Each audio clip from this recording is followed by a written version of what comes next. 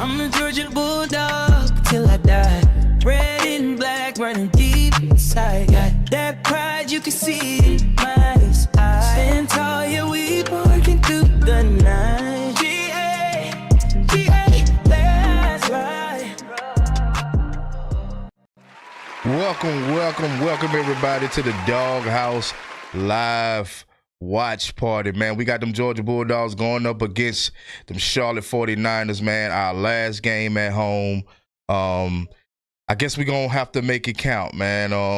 For those who can't watch or don't know what channel is on, it's on the SEC Network channel. I guess it's going to be one of those games that, we're going to kind of have fun with, A lot of people want to see Ryan Puglisi. I'm sure a lot of people want to see Ulysses Williams a lot more. A lot of probably people want to see Jaden Riddell. Some of our running backs as far as Josh McCray and I don't know if he's injured or not. Josh McCray and Bo Walker. It's a couple of other guys out there that's gonna need to get some reps in this game, and I think we will see a lot of those guys. CJ Wiley, we know Taylor's still injured, so we won't be seeing him. CJ Allen is definitely going to be out for this game, but we definitely will be seeing some of these younger guys, man. And I'm kind of glad to see. I'm kind of interested to see how well these guys turn out in this game. Gunnar Stockton, man, I believe if he have, what's up, Sincere? I see you in the chat. Go Dogs, bro. We need to stay healthy this game because we can get ready for Tech. Yeah. What's up, Chad? What's going on, man? Yeah, so like I say, man, we're definitely looking to see a bunch of new guys. Some of the guys that we Y'all make sure y'all hit them thumbs, man. Make sure y'all do that, man. We here live, man. We're gonna have some good talks today. No matter if it's Charlotte or Bama, we're gonna have some good talks today. I'm glad it's an early game because that give me a little more time on Saturdays, to do whatever I want to do. So what's up, Major? I'm glad to say this Gunner is better than Carson. Yeah, man. Let's go. Yes, sir. Yeah, so my biggest hope is that Gunnar Stockton ball out in the first quarter. Carson, like I said, not Carson, I'm sorry. Damn, Sincere got me talking about Carson. But Kirby Smart normally won't start the backup quarterback until at least the second half, the start of the second half. But if Gunnar Stockton balls out today in the first quarter, we may even see him in the second. We may see Ryan Puglisi in the second quarter. But I'm leaning more towards the second half, the start of the third quarter. But who knows, right? We getting into it. Who knows? 225 girl, what's up? Yeah. He got 27 touchdowns with 3 interceptions. That's crazy, though.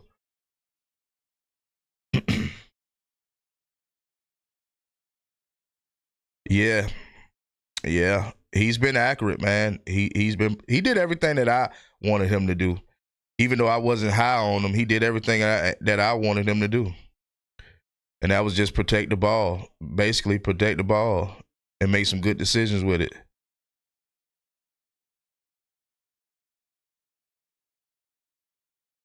Yes, sir.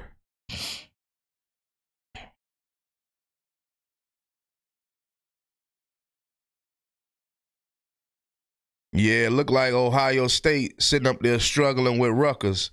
I was watching some of that game, too. The only reason why Ohio State even scored right now is because Rutgers' stupid ass went for it on 4th and 1, knowing good and well they couldn't. They was one-dimensional, too, running the ball. Like, come on, man, this is Ohio State, man. They got a pretty good damn defense. What make you think you're going to continue to run the ball up the middle every single – you be one-dimensional as hell. Rutgers, that was a dumb move on that coach, too, to go for it on 4th. You got damn – call a timeout on 3rd and 1 and then turn around and try to go for it on 4th and 1. I don't get it. I don't get it at all.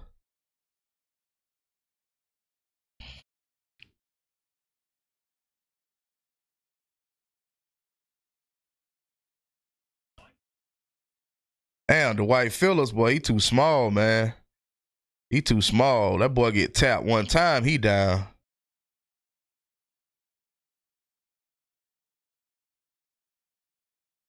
All positive yards, man. All positive yards.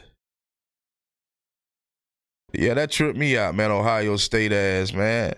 Them boys been struggling, man. Them boys ain't hardly put up no damn points. I know it's early, but still, they should have been already putting up points. And plenty of it. Another interception.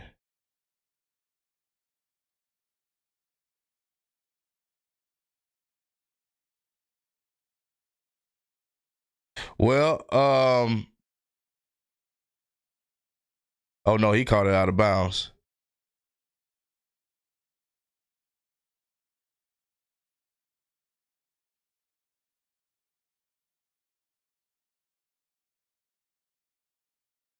Yeah. So that was not a very good start for Georgia.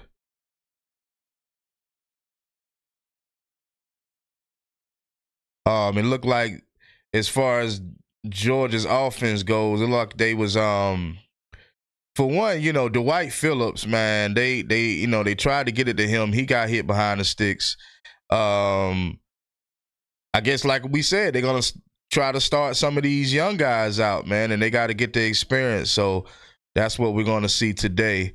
So it's not gonna be, it's not gonna be what we used to seeing, but at the same time, I think they trying to warm up and get a feel of this Charlotte team, but eventually they're gonna have to make sure, they starters is in for the most part. Because at the end of the day, they're not as good as Georgia, but they ain't got nothing to lose. They trying to beat Georgia. Georgia just trying to trial and error they new players, but hey man, we still got to win the game. It ain't like we can afford to lose to this team, which we won't. I'm just saying.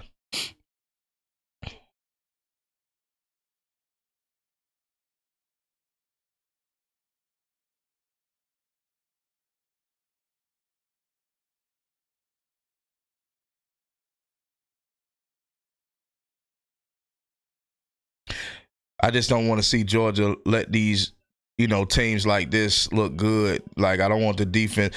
But in my opinion, I think the defense has been good. Good tackle. Yeah, that was a good one. I think the defense has been good these last couple of weeks. I think we've been good enough these past couple of weeks.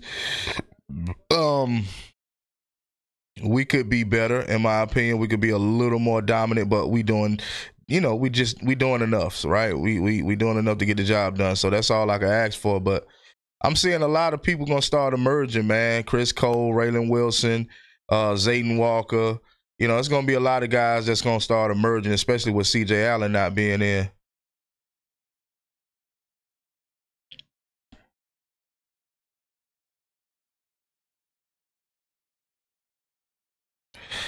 I think that Georgia's defense is a little more slower with getting to the ball and swarming to the ball as fast as they used to be.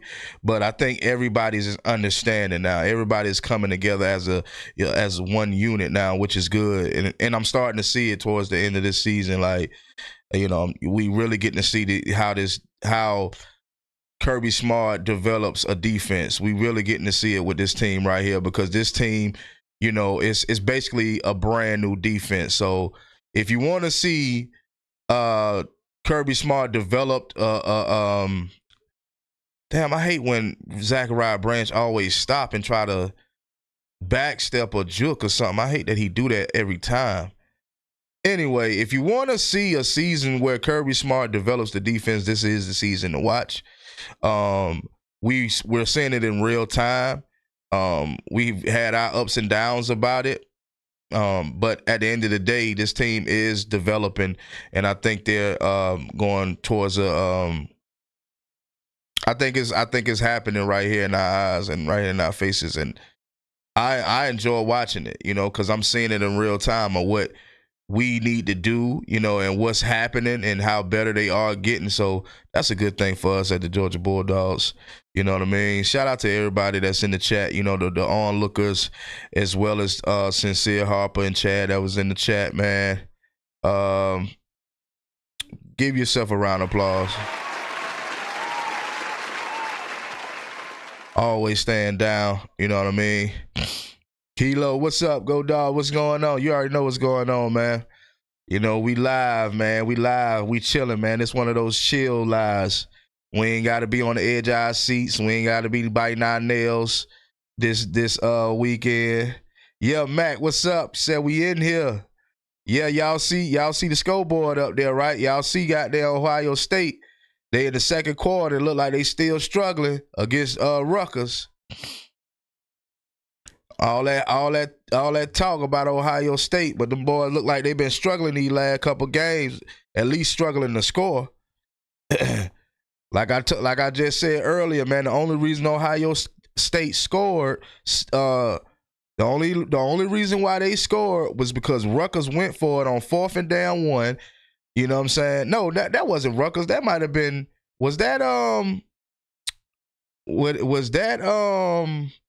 That might have been Missouri that went for it on 4th and 1. I forgot. I was watching both of them at the same time, y'all. I was watching both of them at the same time. However, it might have been both teams. Well, no. I think Rutgers just couldn't do nothing offensively. And I can't remember, y'all. Damn, I just watched it. I can't remember what happened because I was flipping between Missouri and Oklahoma and Ohio State and Rutgers. So I can't remember what actually happened. But I know that Ohio State seemed to be having just as a tough time with Rutgers as they would with anybody. Who y'all talking about? All that talk and struggling ain't been battle tested like UGA. Facts, Mac. You know what I'm saying? Every week, bro. Every week, man. If you notice, every week I go live and we got the scoreboard up. I'm looking up there and I'm seeing how stagnant Ohio State be in damn near the last 3 games. Yeah, they beat the teams because the team ain't worth shit that they playing. But at the same time, these last couple of weeks, I ain't gonna say every single week because I hadn't had the scoreboard up until like the last couple of games. But every time I look up at that scoreboard, Ohio State stagnant. Yeah, they pull a game off. True enough, a win is a win, but damn. If you're gonna be the number 1 team in the country, you got to play like it. And I don't mean just winning games either, because that don't matter obviously compared to as far as what the committee, how the committee place teams. That don't matter. Just winning games just don't matter. It's how you win the game also.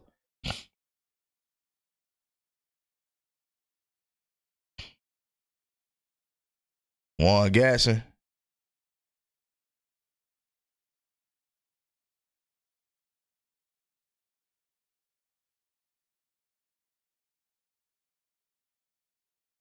They about to pull Lee Frazier in there.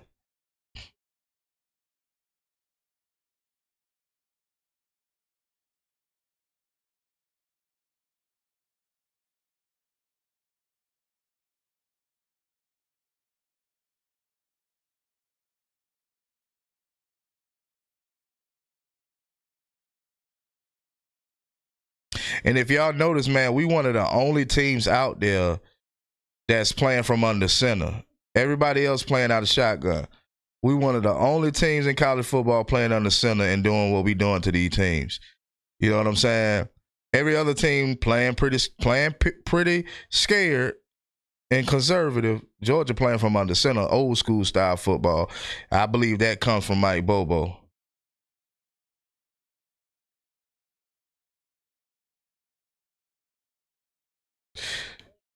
All right. Yeah, I feel you, Sincere. It seems like that's what they working on is the run game, and I think it's too early to be working on that run game as much as they trying to work on it. I mean, we should be better with the run. We have been with more stronger teams, but why keep running the ball consistently? Like, you know what I mean? Now you in the 3rd and 5 situation, and it's like, what are we doing? Yep, 3rd and 5. This, you know what I mean? Come on, man. Give your don't get mad, Kirby. Don't get mad at Frazier, Kirby. Give your goddamn receiver some reps. You know? Give that. I can't stand this back to back run game. You back to back, making it one dimensional, and then you fuss at the running back. Now you in a 3rd and 5 situation, and you got to bank on Zachariah Branch. That's a good first down.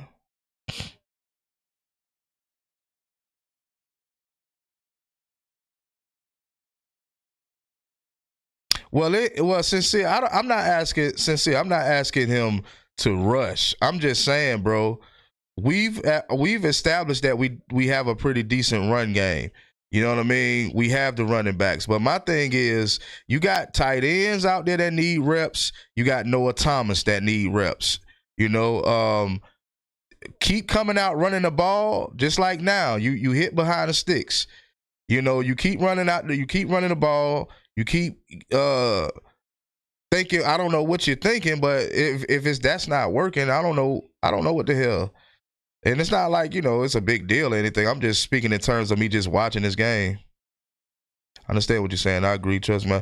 Yeah. Like, then you keep running Dwight Phillips. Like, I understand you got to get him reps too, but they got to figure out another way to get him so he can get some yards, man. That boy stay getting hit behind the sticks.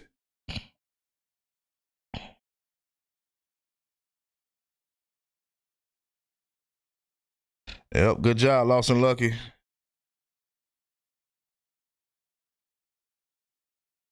My thing is the ground game is not working as good as it usually look, but when you do it consistently over and over and over and over, it only works when the defense is tired. Early in the games, it don't work like that because everybody's, ready to go. But, start trying to do it later in the game, in my opinion. Wear the defense down a little bit more. There go my guy. Nate Frazier for the touchdown, man. Y'all give Nate Frazier a round of applause.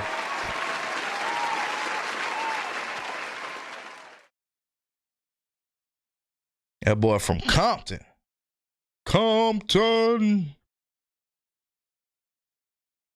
Dwight Phillips need to get more muscles off this season. He needs to eat more next season. He needs to come in 215 to 200 because he's small the way he Max say easy work. Yeah, but for me, man, we could say what he needs to do. I tend to really focus on the guys that are producing, like Nate Frazier and Chauncey Bowens. I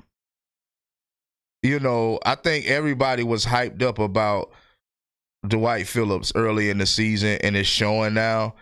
And that's why I didn't get so hyped up about this team early in the season.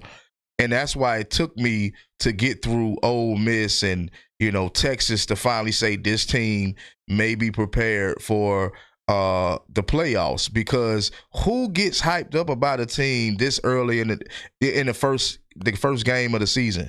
Like, if it was a season where we played Clemson, yeah, you get hyped about some shit like that, the way we dominated Clemson. But playing teams like Austin Peay and Marshall, and then trying to, hype this guy Dwight Phillips up like the way everybody was trying to do, I knew right then and there, I'm like, okay, but he's doing it at Marshall or so that's my main thing.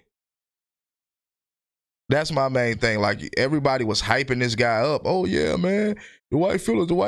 I'm like, yeah, but for one, he's mostly running outside runs, and two, he's not doing it against no tough opponents. So let's kind of give it some time before we start. Just like with Nate Frazier, I was saying the same thing about him. I said that, man, look, man, Nate, he have a little issues, holding on to the ball, but that's not something to really be scared about. That's not something to, discourage us from thinking that he should be RB1. No, I mean, it happens, right? That don't take a lot. Like, I could see if it was something else, he couldn't read plays, I could see if it was something like that. But the fact that all he got to do is just, work with him as far as holding on to the ball, that was nothing for me. I still felt he was the best running back in the running back room, and I still feel like that to this day. To this day, I still feel the same way.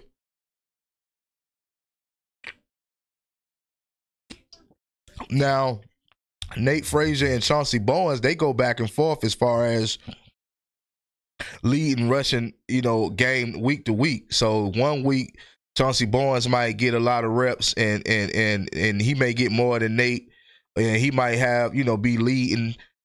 But them guys pretty much neck to neck. I still feel Nate Frazier is better, but Chauncey Bowens is right there. I mean, I can't say Nate Frazier is that much better or light years better than Chauncey Bowens, but I still feel he's the best running back in the room.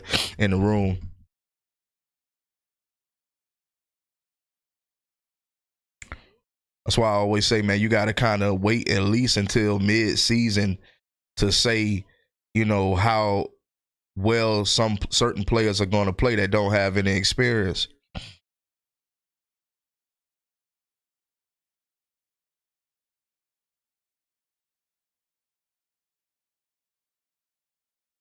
Yeah, Mac. It's very close, Mac. Between Nate and Bowens, it's very close, bro.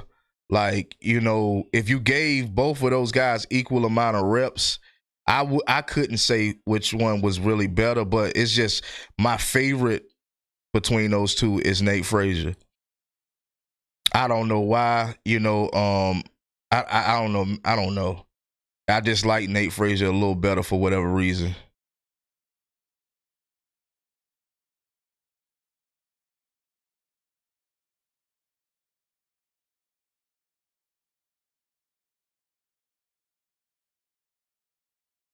Really?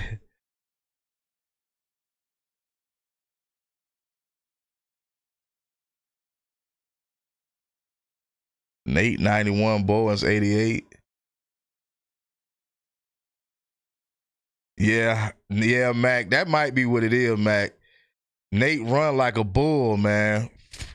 He runs like a damn bull, like especially against it wasn't Texas. I forget who we played every snap. That boy it was like he was just going hard. I forget what game it was, man. It was his last couple of weeks too.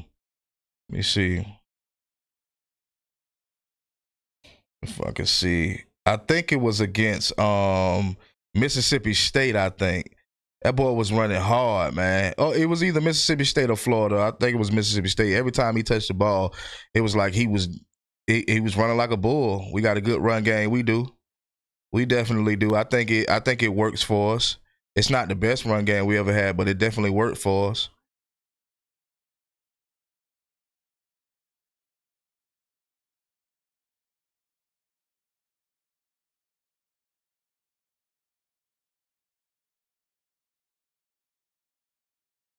Everett trailing again. Yeah. Lucky for Everett. And that's in every game, y'all. Every game we play, Everett is going to be, for one, chasing the receiver down, but he's been lucky a lot too, because it's been a lot of times where Archie Manning overthrew the receiver. And I saw it a couple of times where he overthrew the receiver, and so happened Daylen Everett, was behind him, chasing him. But lucky for Everett, he didn't catch the ball. He wasn't able to catch the ball. Damn, these boys drinking off each other? What the hell? Did y'all see that in the crowd? The little Mexican-looking guy, black guy, and then the white guy drinking out of each other's cup. What the hell are they doing? What the hell is going on in that Georgia crowd?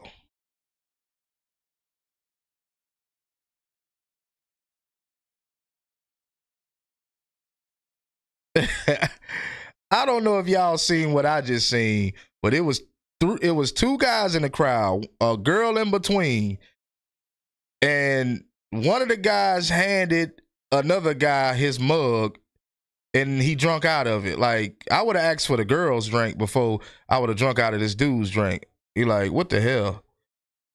Y'all probably didn't catch it, but I caught that just a minute ago. Like, what are we doing, Georgia? What are we doing?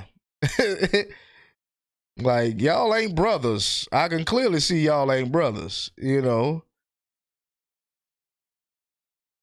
my brother, man, I don't really drink after my brother like that. You know what I'm saying? If I had to, if we were outside in the heat, and I ain't had nothing to drink, and he did maybe, but I'm not drinking after another grown man. I don't think I'm doing that. I haven't done that since I was a kid, man, and we don't share drinks like that, especially not with my friends that I'll go to college with. No, ain't no telling what he done with that. Nah, not at all. For real. But yeah, man, at the end of the day, man, Jordan looks damn good, man.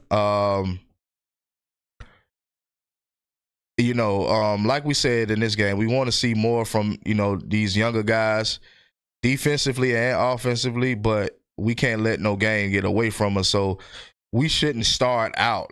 Me personally, I never want to start out early with the young players. I want to at least get up at least 2 to 3 scores on the scoreboard before, but at the same time, rotating them in early, I think I'm comfortable with that. A play or two, I'm comfortable with that.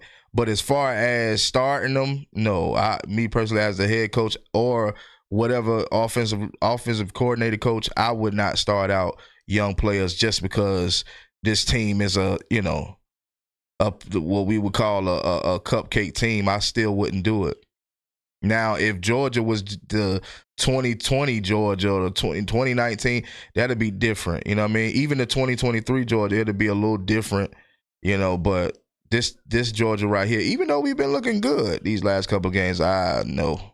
So, depending on what we do on this drive, well, I'll just say this. I believe it's, I'm going to go with my gut, and Kirby Smart probably not going to bring Pug out until the second half.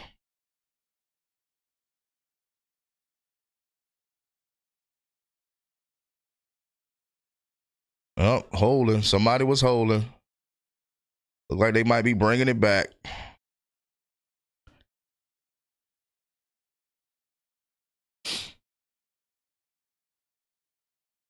Oh, hold it on the defense. Okay, that's good for us.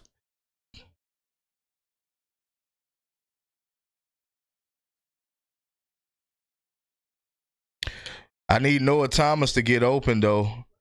I need Noah Thomas to do some producing today. I mean, we've seen a lot of Zachariah Branch, man, and I hope to continue to see him, but I want to see more from Thomas, man, because he's gonna be our deep threat. You know what I mean? He's gonna be the X factor in this. And I'm not gonna say this game, but he should be our X factor, and hopefully.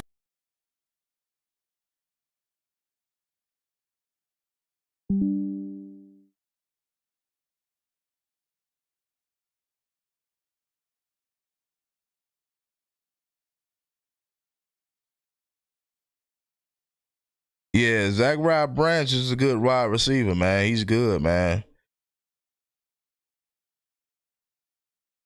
Well, Sincere, for the big moments, I mean, he's just now arrived, in my opinion. Noah Thomas just now got off the bus. Like, you know what I mean? I agree with you. The biggest moments, in certain games, yeah, well, against Texas, but outside of that, like, we haven't seen Noah Thomas really.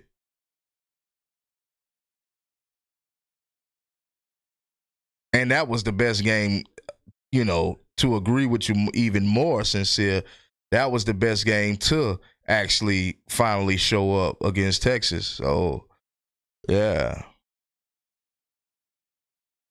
I just know that for him with having his height and size, like I would love to see him out there more, going out there catching. You know what I mean? I don't know what the deal is with him, but going to get that first, Stockton. He must work on his catching. He must works on his catching on and off the field all the time. Ever since Young got hurt, he's been stepping up. Gunna and Superman prove me wrong. Gunna better chill. He ain't have to do no damn Superman goddamn. Gunna better chill, man. Goddamn, before he goddamn pull a damn muscle with all that Superman and he definitely didn't need to do it this early in the game against Charlotte.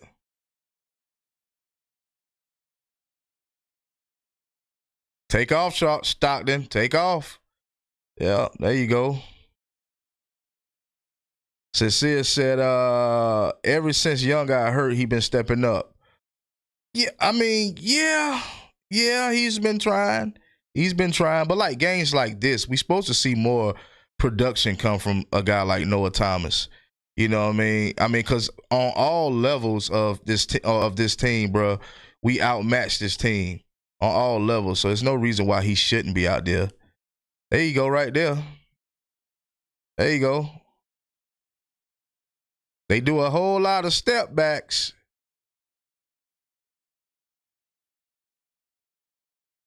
Yeah, there you go.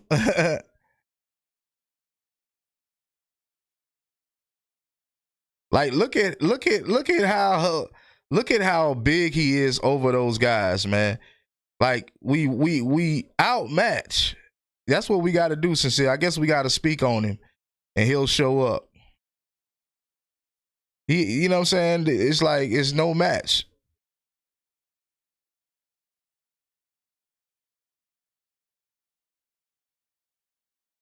Chauncey Bowens probably had some type of little slight injury or something. Is he injured?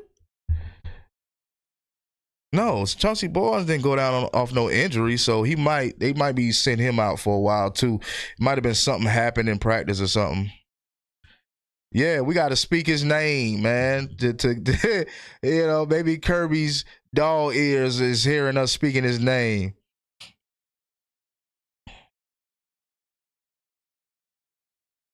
Well, we know who is having a good ass game, and that's that boy Nate Frazier. 2 touchdowns back to back, baby. You know what I'm saying? So you know, we know who is having a good game. Caden Proflo, yeah, I put a highlight out on him. That 5-star we just got is tall like him too. Yeah, like I said, y'all, just because it's Charlotte don't mean we start out with the young guys. Hell no. That's not, no. We don't need to do that. That's not a good idea. I know a lot of us wanted to start Pug and wanted us to start this player, that player. No. We got to get up some scores first. And then, you know, if we get up at least 30 on these boys, we probably definitely, if we get up 30 in the second quarter, we probably will see Pug. But until then, we won't see Pug. We won't see any of those young tight ends like that until the second half, I don't believe.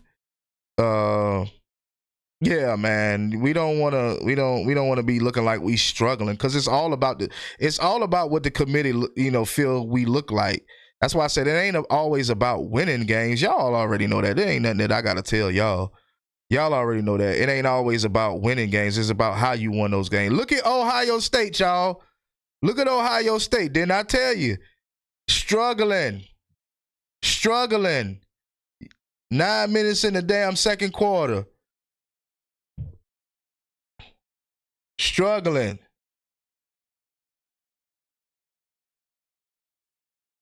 Sorry ass thing. I want to see CJ Riley. Yeah, them Riley boys was good. You know, we had one of them Rileys. Think Bama had one. We had one.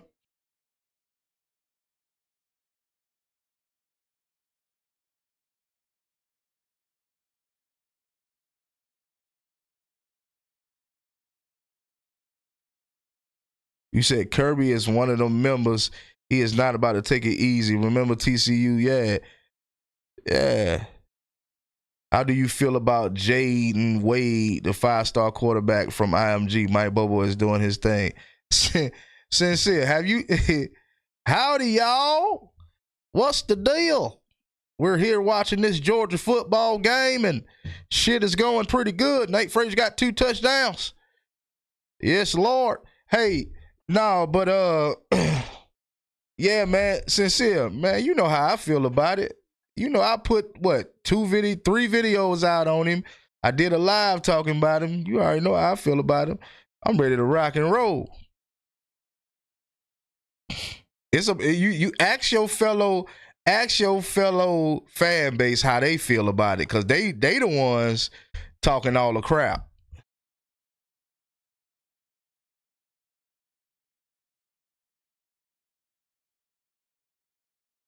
I'm watching the game on a bootleg YouTube stream.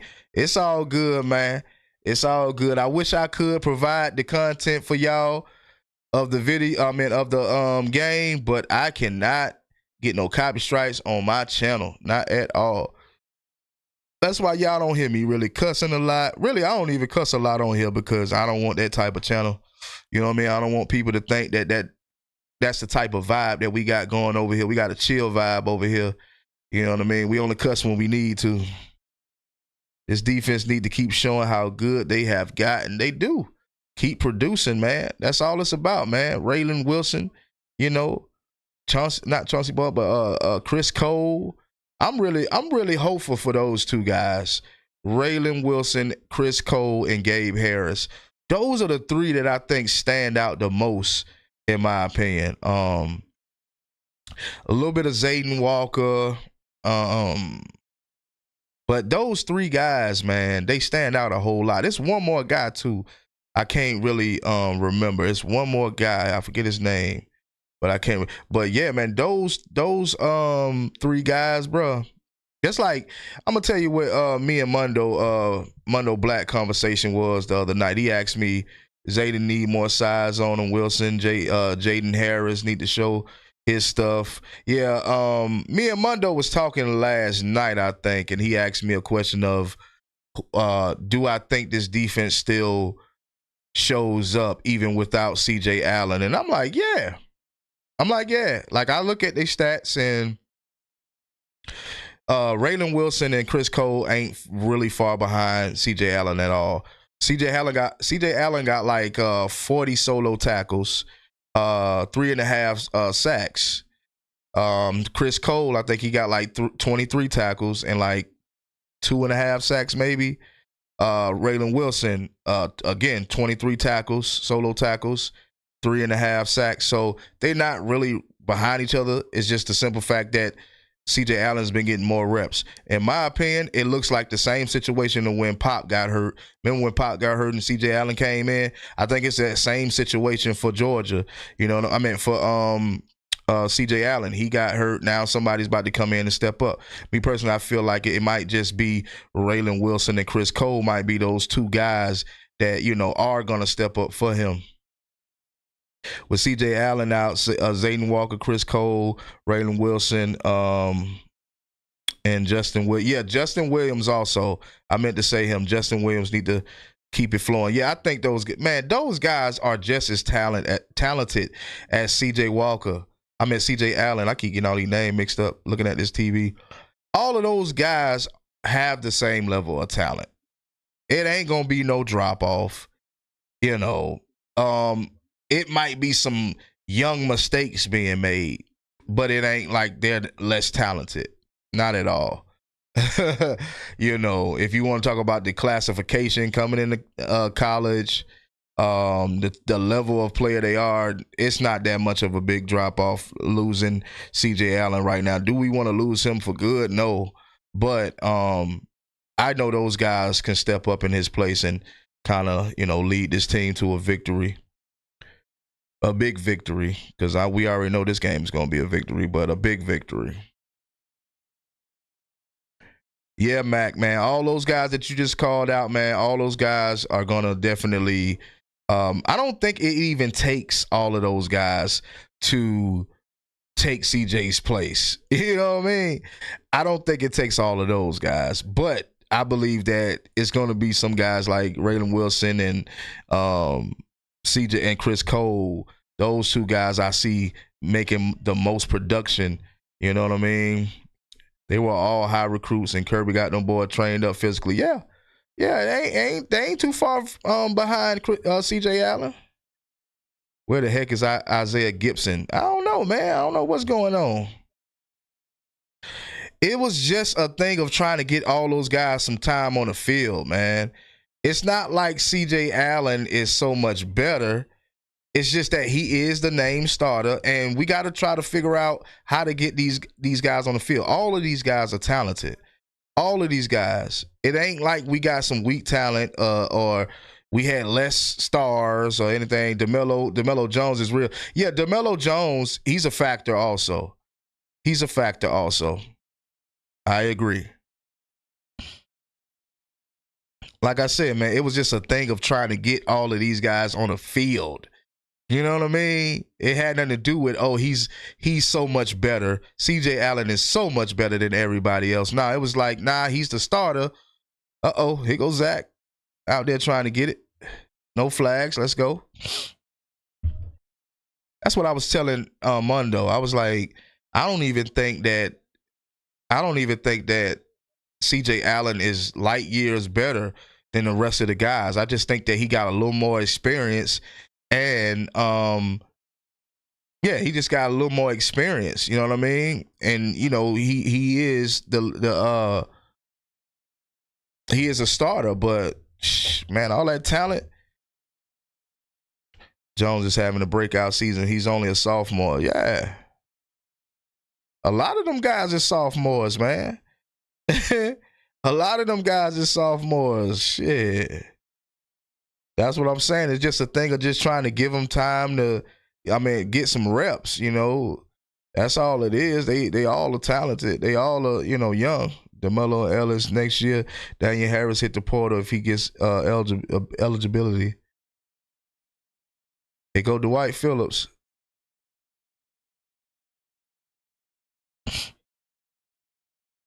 Yeah, run Dwight Phillips on the outside of the tackles. He'll get much success. I'm not going to say that he's going to do that against tougher opponents, but he'll get more success if you run him on the outside of the tackles. But if you run him on the inside, that's loss for yards every time.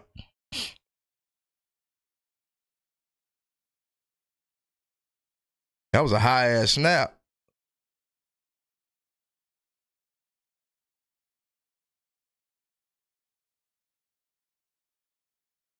They still try to run him on the inside, but I think he had more success on the out. But I see they still trying. I guess it's challenging the O-line, and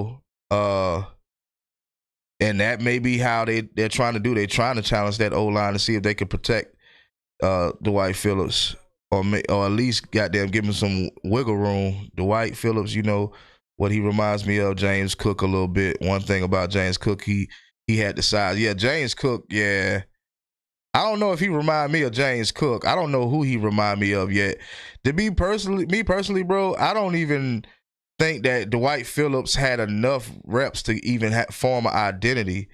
I know you have your reasons on why you said James Cook, but me personally, I don't know who he remind me of right now until he start really showing up. If you're judging based on the early games, then I guess you could say, James Cook. But for right now, I don't feel like he got much of an identity.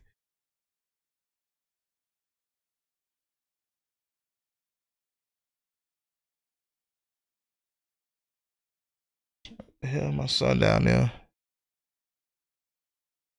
Gunner showing me he can pull the ball and run when he needs to. Yeah. Yeah, we know he can do it. It's just does he do it at the right time, Matt? And against the right opponents.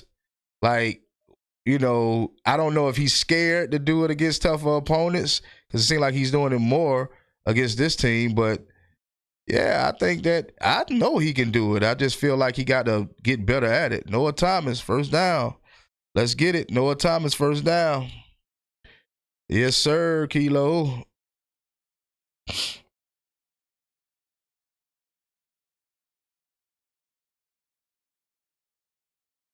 Yeah, that was a nice thrown ball right there, man.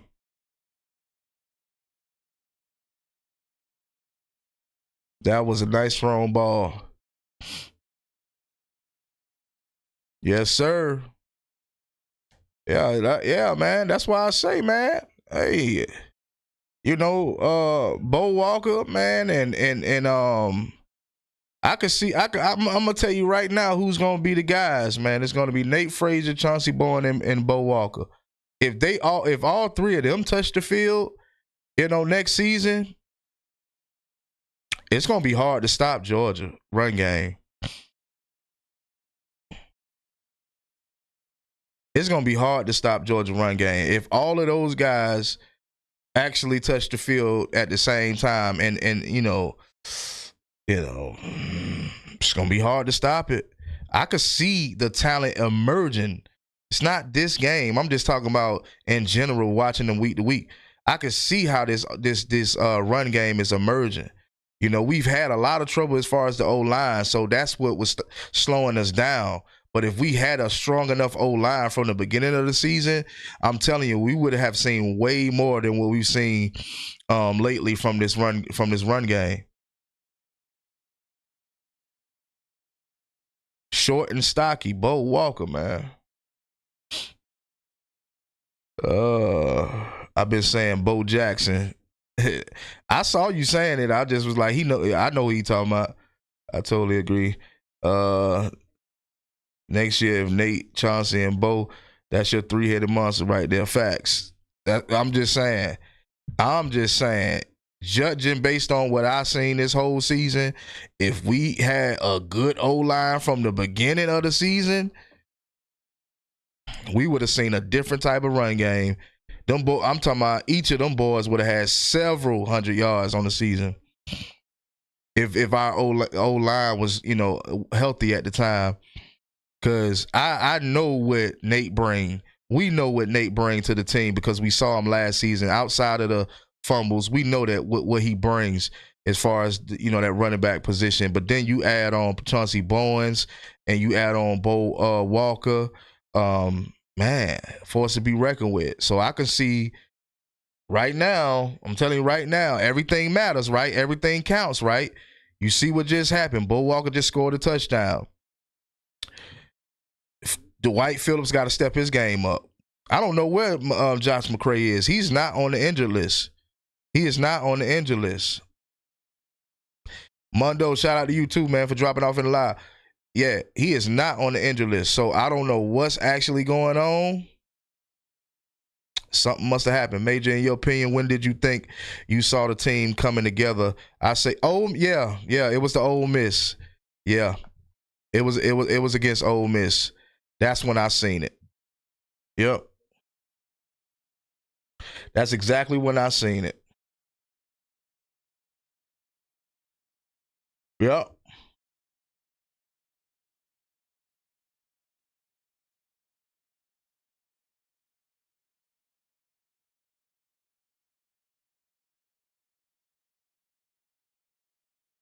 You said, could it be academic related?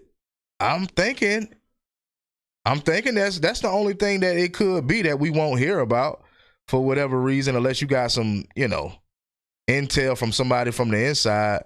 We won't really know, if that's what it was. But that's the only thing it could be, or somebody, he done got in trouble in some kind of way. But I believe that information would have been released by now. But yeah, man, Josh McCray looked promising too. So it's sad not to see him at least today in this game. Roger Robinson, he already planning for the transfer portal. They ain't even playing Roger Robinson at this point. I seen him on the sidelines, fully dressed out every game. He must have really fell off because of an injury, I guess. Yeah, he never was up. He never was up to fall off. Like Roger never. He never did anything at Georgia, and no discredit to him. No, but I'm just saying he never made an impression on this team. So it's like, I in my opinion, we saw him. I think, didn't we first see him against, was it Clemson when we first seen him in the game? When did we first see Roger Robinson? I think it was against Clemson, right? Was it Clemson? No, it wasn't Clemson.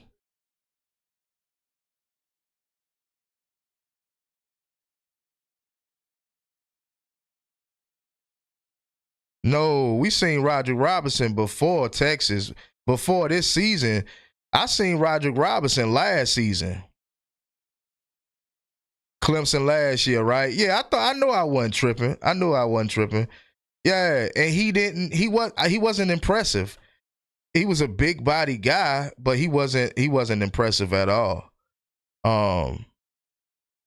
Yeah, when he played before his injury, yeah, but he didn't do nothing really impressive. So it was like from that game on, I was like, okay.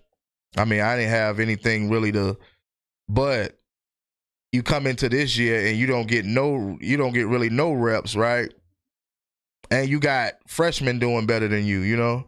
So everybody better be trying to hold on to their job because this is a running back type of offense. This is a running type of offense. So everybody better be careful when it comes to their job. Him and Branson, they couldn't stay healthy, so they ended up getting lost in the shuffle. And when Branson did play, he wasn't the same back as before because of his injury. Yeah, I don't know if I agree to that, him not being the same as off of his injury. But I will say that he did look promising too before his injury. Scientists need to study how Roderick and Branson both didn't work out. He always have a foot injury. Same thing happened to Branson. You know, and McCray was a workhorse last year with Illinois. I don't see why he don't play much more. Yeah, it's something going on, man, with Josh McCray. It's more, I don't know. I think, false start. Let's get it, baby. We'll take anything we can get. Yeah, I don't think it has anything to do with football. I think it might be something like Mondo Black was saying, academically. That's the only reason you won't see a player, right? I mean, or whatever other issue he may have. That's the only time you don't see a player that's doing well. Like if he's doing well and he's not on the field, you know, because honestly, you couldn't say who was doing better early on in the season. You couldn't really say who was doing better because they, you know, those three guys was doing pretty good.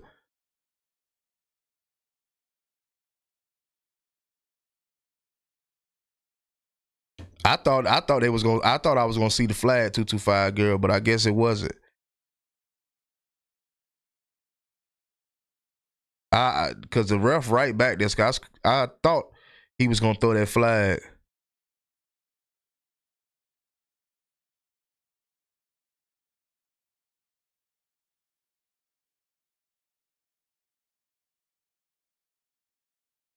And Gabe Harris, a young boy too. That boy big, man, for his age.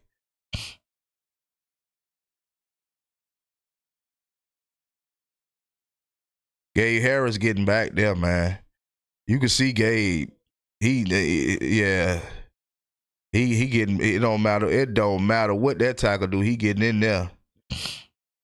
But I'm telling y'all, man. I've been saying this every single weekend, man. Georgia might be hell next year, man.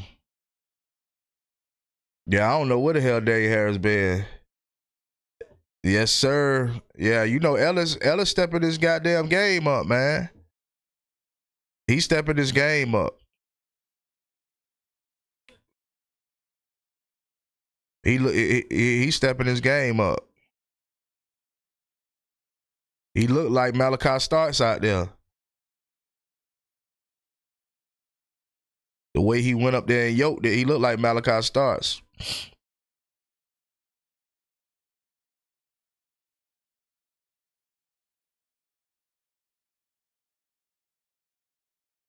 You know, I just believe in this team so much, and I believe in the development that's happening right in our faces. And I believe that this team will be hell if everybody stays healthy and everybody stays that's getting playing time right now.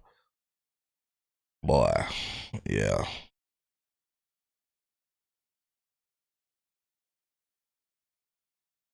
That's what I've been talking about, Mondo.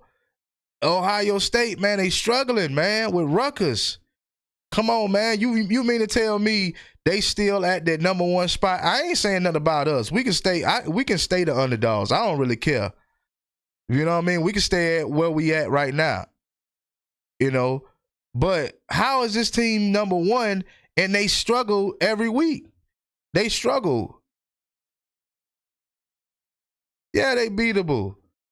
Man, ain't no way in the hell you finna tell me that Georgia gonna struggle with a team that's struggling with Rutgers.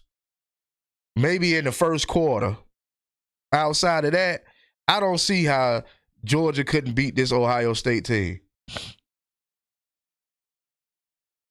But it seemed like every season, you know, the number one team don't seem to be the number one team towards the end of the season.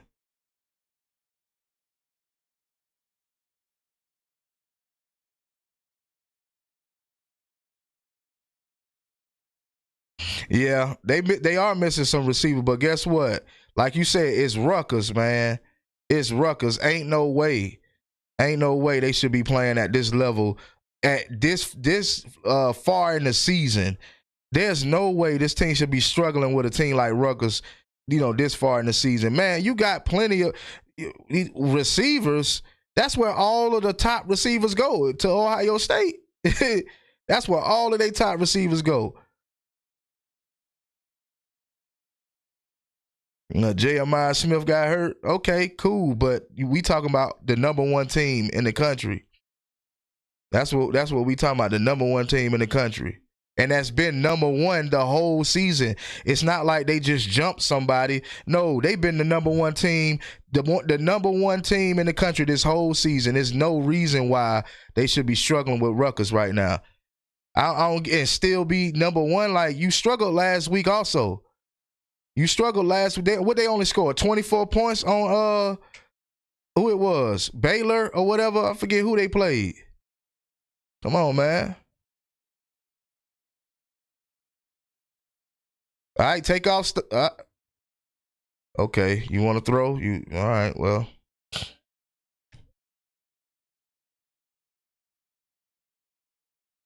you said the defense.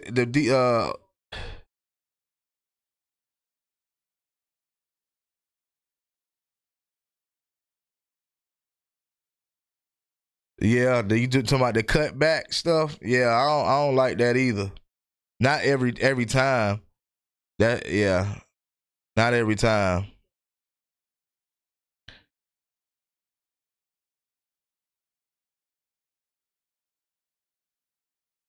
All right, Stockton. Who this? Ellis Williams, Alyssus Williams. I love how Kirby Smart recruiting all of these Georgia boys. I love that. Elias.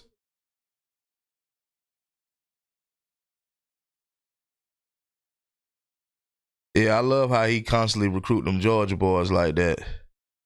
Them boys be Elias.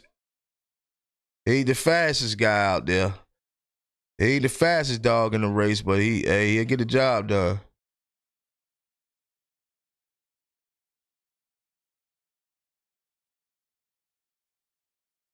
Damn, I'm just seeing Dylan Bell. We should have been seeing him out there.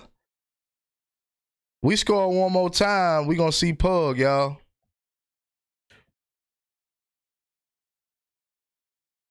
Yeah, we score one more time, we definitely gonna see Pug.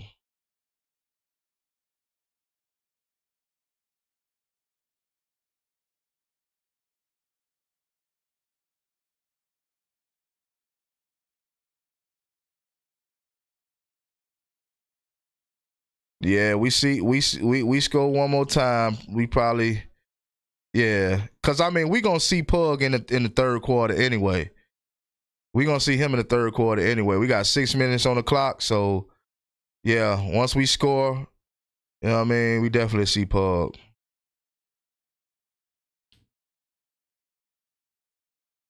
All right, guys.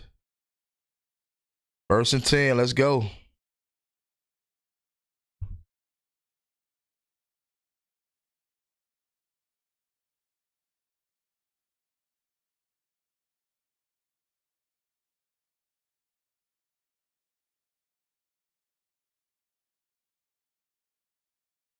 You said Frazier dinged up. I would sit Frazier out for the rest of the game. I mean, who are they gonna rely on?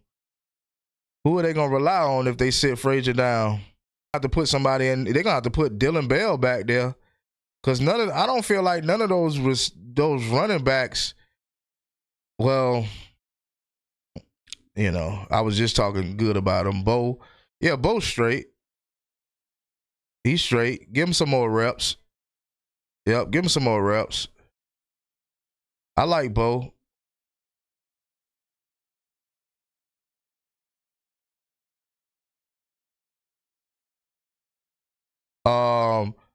But like I said, man, with Kirby's resume, I'm not sure about that. I'm not sure about it. But if we get it, depends on what the score is. I will say that. Yeah, I'm not saying that Nate hurt. I ain't heard nothing about Nate being hurt, but if Mondo said he dinged up, something must have happened. Riddell, yep. He's showing up. He emerging.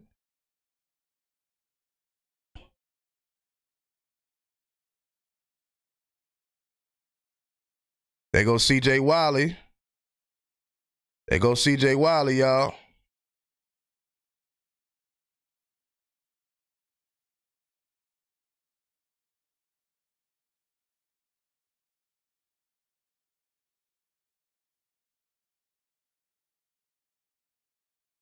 Yeah.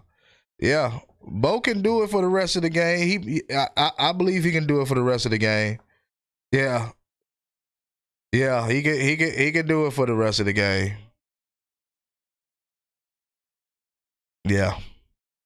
Cause I was just wondering, like, who the hell could run it for the rest of the game? But I believe he could. If Nate is banged up, I always want to see more of Riddell. He certainly looks the part. Yeah, it's gonna be a tough situation with Jaden Riddell and Elias Williams and even Ethan Barbour and all of those guys. It's gonna be a tough one trying to get those guys on the field. You know what I mean? It's not gonna be easy. So,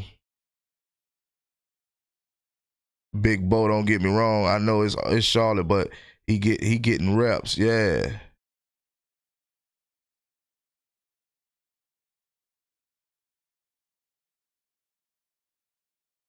No, yeah, I don't think we keeping them all either, Rich.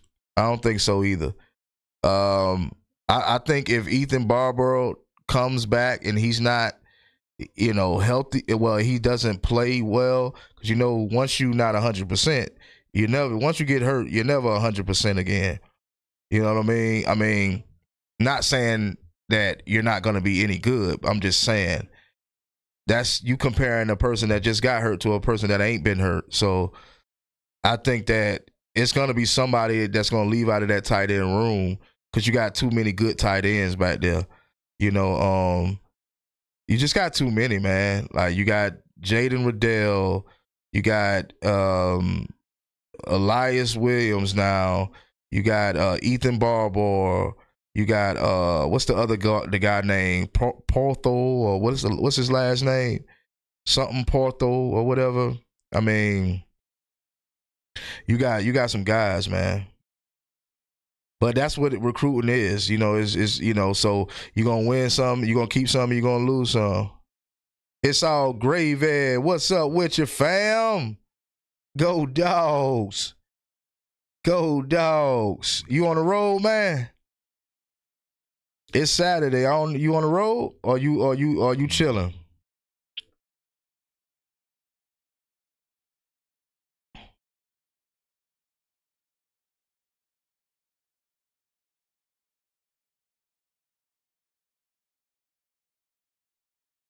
Yeah, so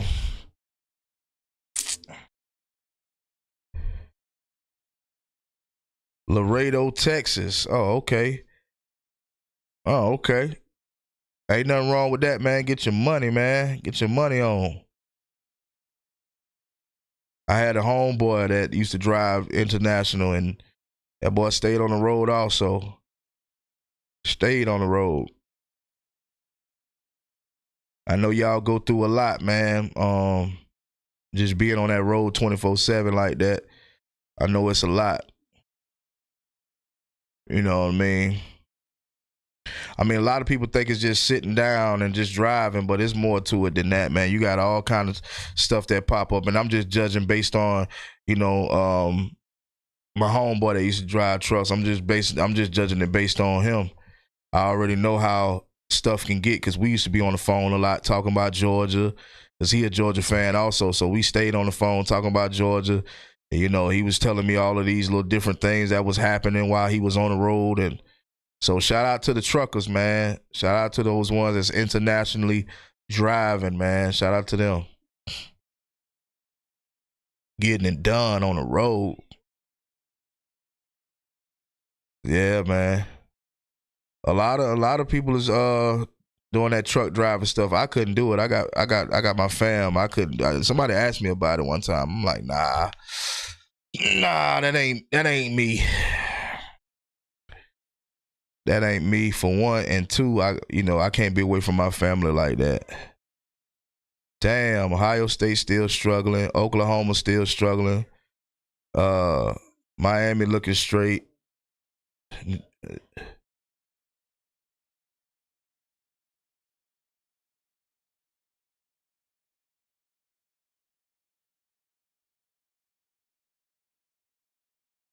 ESPN needs to update the scoreboard too. I don't know what they doing, but they need to update the scoreboard, because if you ain't watching the game, you would think it's still 7-0.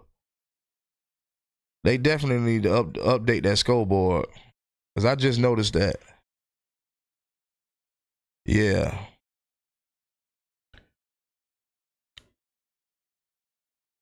Yeah, Elijah Griffin, he's one of those guys where we knew he was going to be a beast, right? And he's still learning.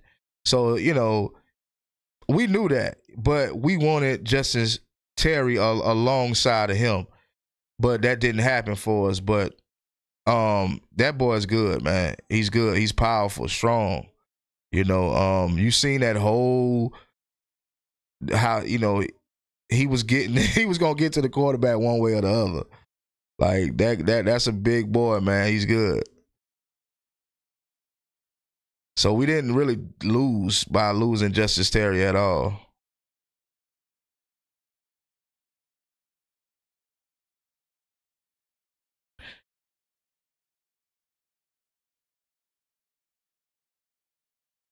Yeah, I'm gonna try it out. You know what I'm saying? I usually use ESPN, but I'm gonna definitely have to try it out, because I'm noticing now. I'm like, wait a minute, they haven't even updated the scoreboard. Like, what the hell are they doing? Let me refresh the internet for one. Well, refresh the damn.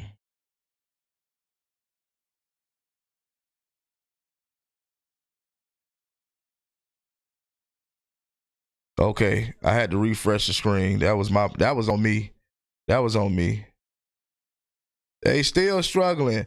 Ohio State still goddamn struggling. Shit. Texas A&M killing Sam.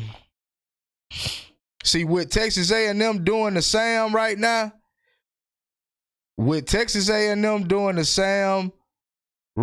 is where Ohio State supposed to be doing the Rutgers.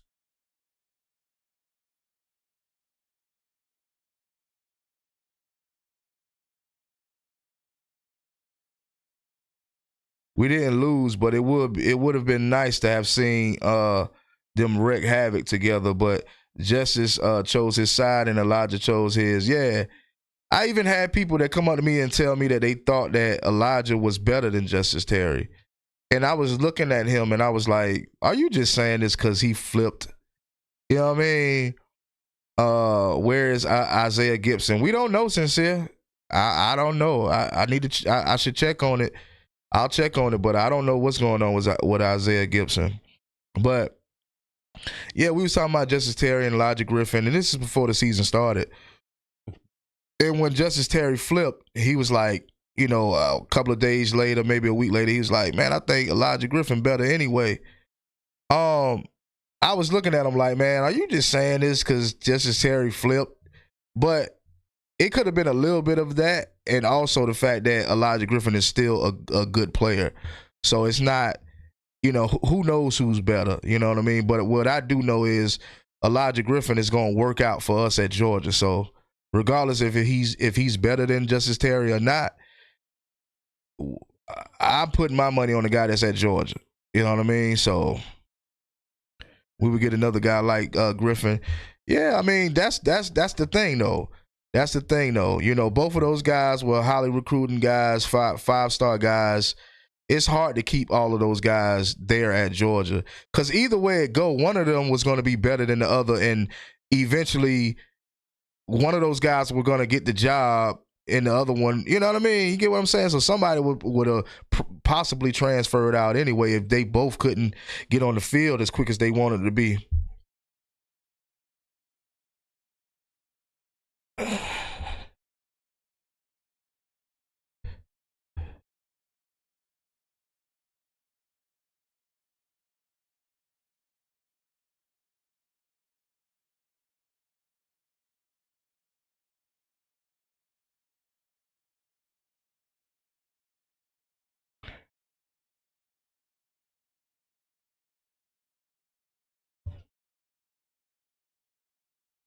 All right.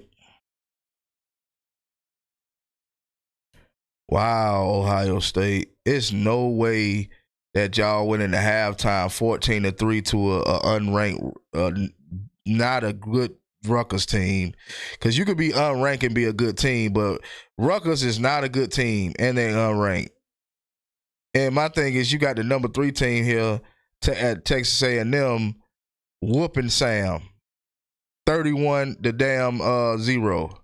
Whooping them, doing what they supposed to do to a team like that, just as well as what Georgia doing right now. And it don't bother me that they number one. Well, I mean, it does bother me that they number one because to me, in the last few weeks, they haven't shown themselves to be a number one team.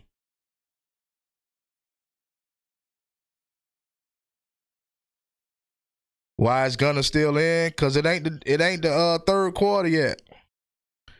And we hadn't scored yet. I told you we got to be. If we get up 30 or better, he gonna pull them out. He getting ready to pull them out. He get ready to pull them out.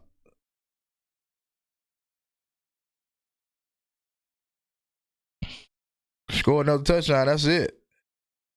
Even if we don't score another touchdown, I don't think that Gunner stays in long. If he do stay in.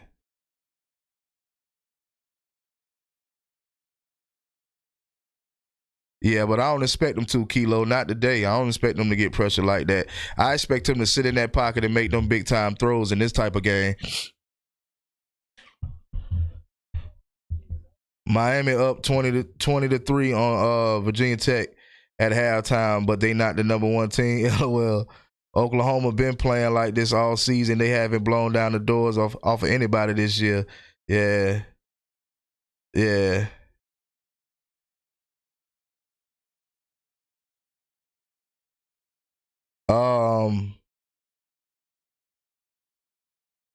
Yeah, 225 girl. It to me, I'm mainly focused on Ohio State because they the head honchos, right?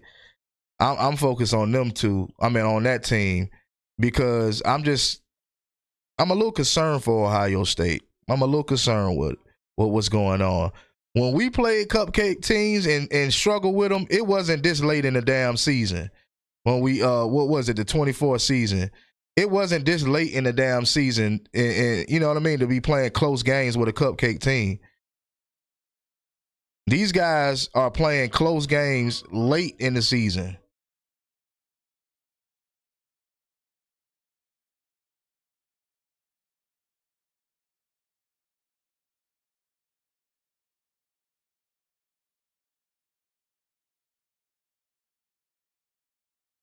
Lane Kiffin headed straight to LSU.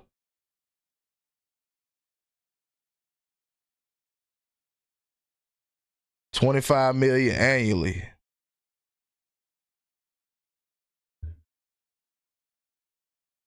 Yeah, Gunner, you waited too long, man. Now, see, Kilo, you talking about Gunner ain't getting touched or pressured. He just got sacked. Spoke a little too early. Gunner should have took off. It was a lot of green out there. It was a lot of green out there. That's my biggest issue with Gunner. When he see all of that green, like, you got to take out, man. Yeah, it was a little too early. Yeah. But this is the type of game I expected him to try to make those big time throws. Look like we're going to be punting the ball. Oh, he threw a pick? Yep.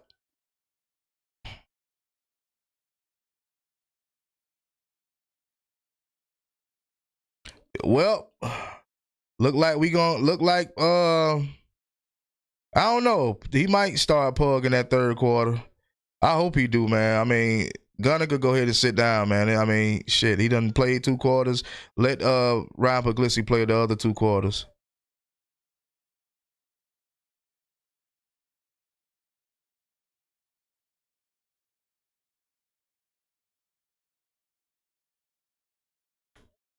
I think that's pick 4. I think that's the 4th interception. He done threw 2 picks. He done threw for the last 2 games. He done threw a pick.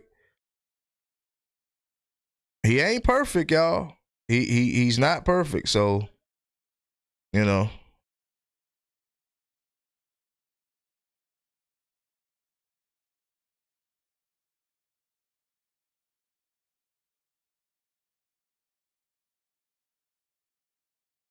He might have just cost us the shutout of the first half. Yeah, he gave them way too much momentum, man. I'm finna get off work. I'll catch up in the second half when I get to the house. All right. I'll let you 225, girl. We gonna see you when you get back.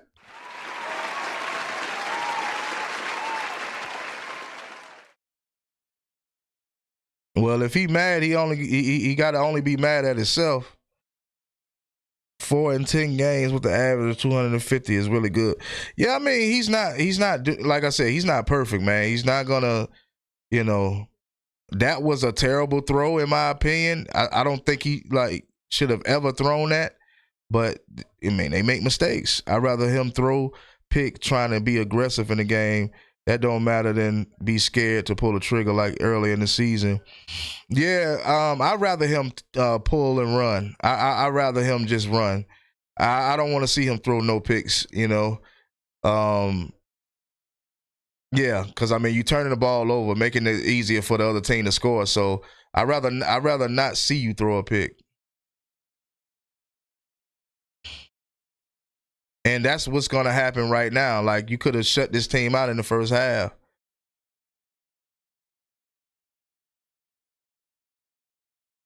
Yeah, you just gave up a touchdown.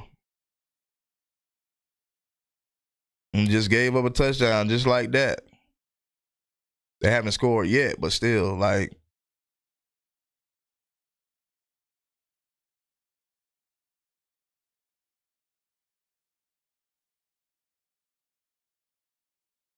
Okay, the field goal team coming out. Okay, good shit. Defense. Thank God for the defense that this team did not score from Gunner Stockton's horrible throw. Horrible throw.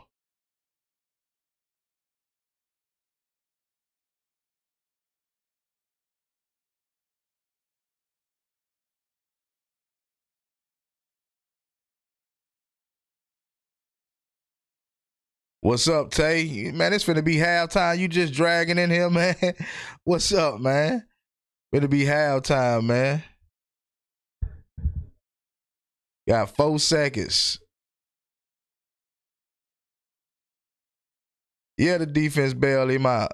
Yeah, they definitely did that.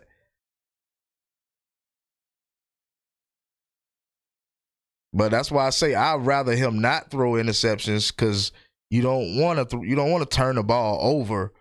I'd rather him run that damn ball. If you got a lot of green out there, run the damn ball. That man Elijah Griffin finna be something serious. Yeah, Definitely. He definitely is something serious in this game. They can't stop him in this game. Elijah Griffin is the main reason why. So if Gunna wanna credit somebody, it's gotta be Elijah Griffin.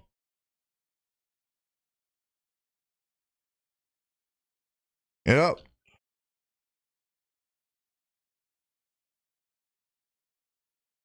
Thanks to Gunna Stockton. Thanks to Gunna Stockton for throwing an interception when he clearly didn't have his man.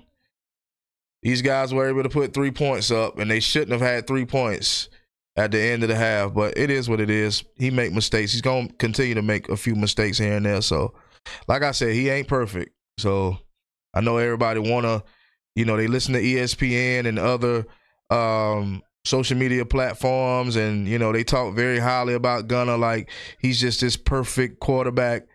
He's not perfect. He's decent. He's not perfect. He's decent, though. He can get the job done. I'm about to take a quick intermission. Y'all stay tuned. Stay locked. I got to go use the restroom. I got to find me something to snack on. I'm going to be back, though. Hold on just a second. I'm going to be back.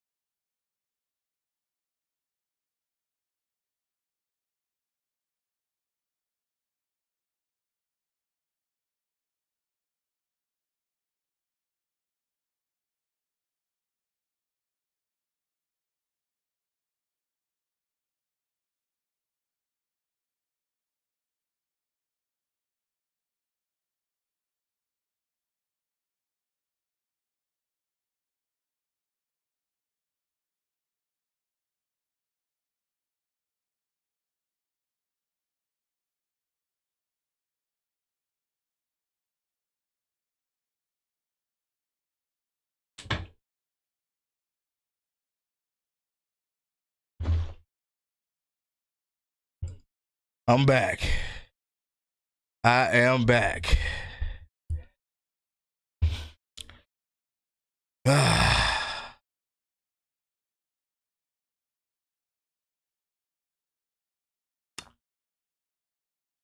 Say, yeah, everybody in here from Georgia, probably. I think everybody in here right now from Georgia.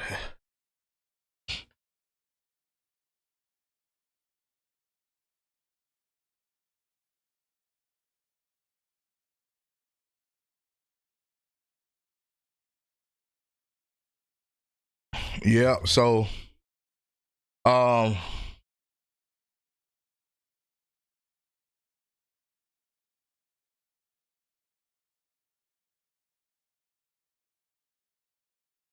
yeah. I think I'm the only one from down bottom though, down in Tifton. I'm the only one from down bottom. I think because Tifton is like I think it's like an hour and a half to Waycross, maybe 2. I know for a fact it's like I think it's what 3? Is it 2 hours away from Savannah? Almost 3. Almost like 240.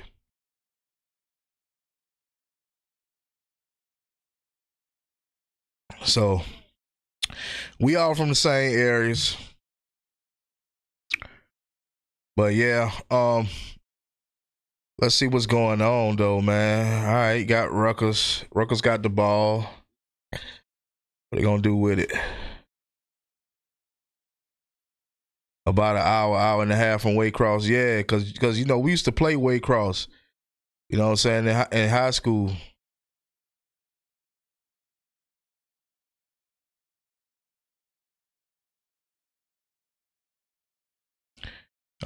Virginia Tech might be gaining on Miami. They might start gaining on Miami.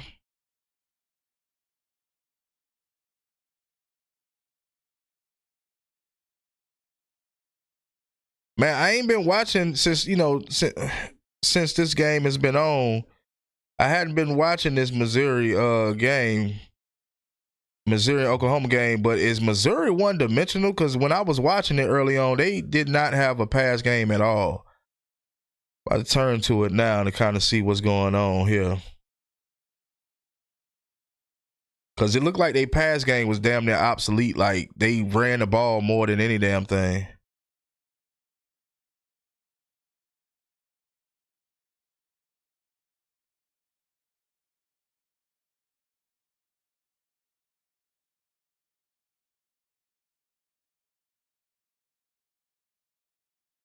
But if Missouri all Missouri got to do, in my opinion, is throw the damn ball, they'll be straight. Their defense is pretty decent.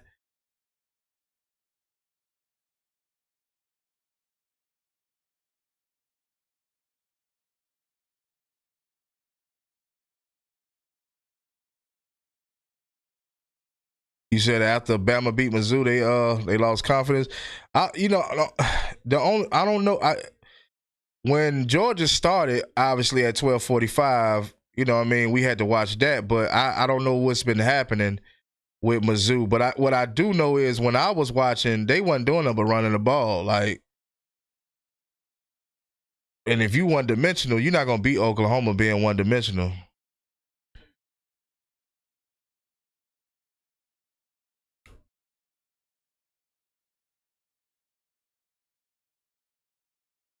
So they're having it's been a lot of Georgia players coming from Savannah.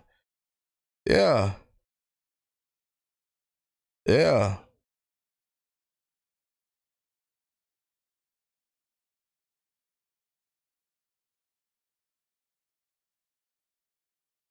It's been a couple of players. What's old boy name? What's old boy name, man? He was an edge. Just now left not too long ago. What's his last name? Smith? I be forgetting.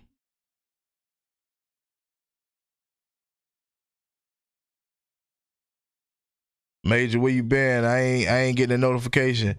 Man, you gotta hit the notification bell, Shabazz. You gotta hit that notification bell, bro. Yeah, man.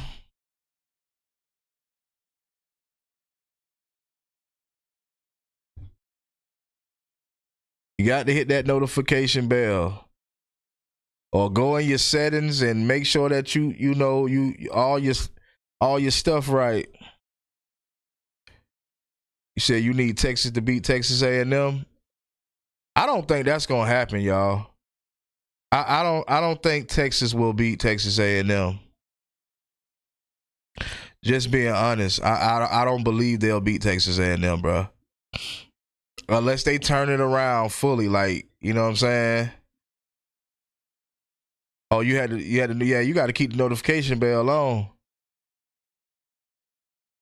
Yeah, but yeah, I don't see where Texas, unless Texas do like, unless they just just fully switch it around in this game. Because I'm talking about, I'm not saying that Texas A&M is as good as Georgia, but if they ain't as good as Georgia, then they ain't that far from behind either. So, the way Texas played us, they have to be 10 times more perfect against the number 3 team in the country. So my opinion about it is I don't see them winning that game. I'll say it's probably gonna be a close scoring game. South Georgia produced powerhouse. It would be nice if they did lose that game, but I don't see that happening.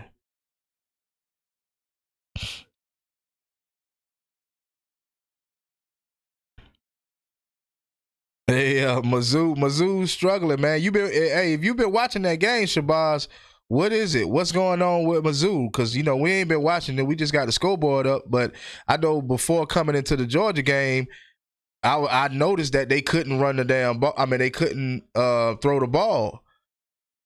They pass game wasn't there. Is that the issue? Because that's what I'm thinking the issue is. They don't have a good pass game. They utilizing that running back so much. You become one dimensional to a team like Oklahoma. Yeah,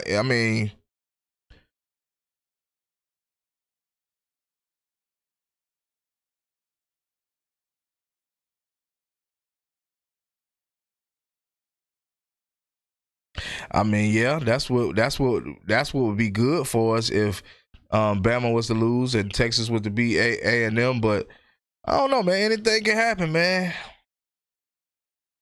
Any given Saturday, anything can happen.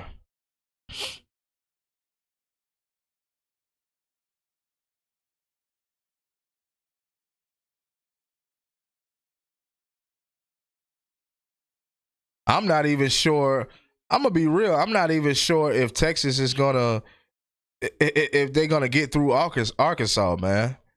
So we got to see. Maybe they'll have some momentum or they'll have some steam from losing against Georgia last weekend. Maybe they'll come into this one and bulldog Arkansas. I'm not sure, but what I do know is that, man, shit, that's gonna be a big game. Texas A&M. That's gonna be a big one.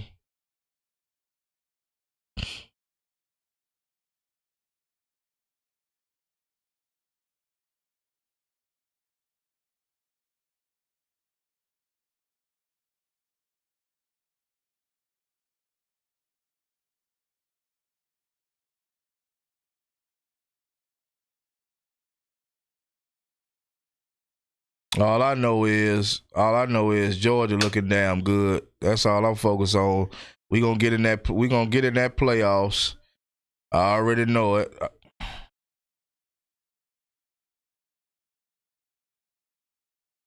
You said we need to get it in there and rest. Get in the SEC championship game, win it and just rest. We don't need too much time to rest.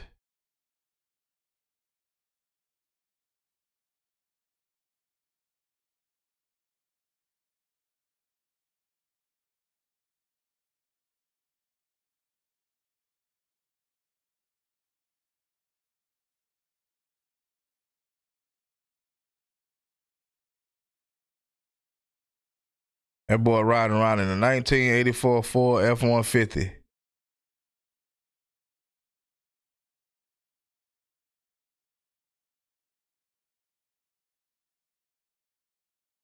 But Mundo told me Gunner Stockton don't come from no, well-off family or nothing like that.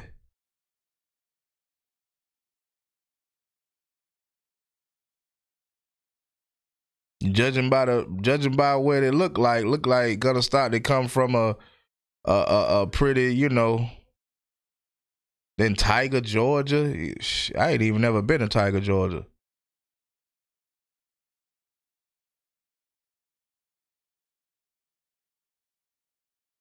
Mizzou don't have a running game. The best running back is hurt.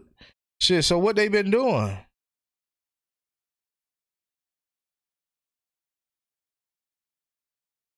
Gonna farm boy. It looked like it from that little city he in.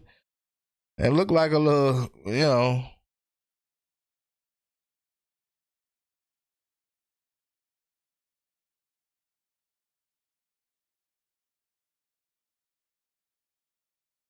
I tell you what though, I hope he, you know, definitely getting his academics and all of that stuff in order, in line, because his NFL chances, I don't see them being super duper high.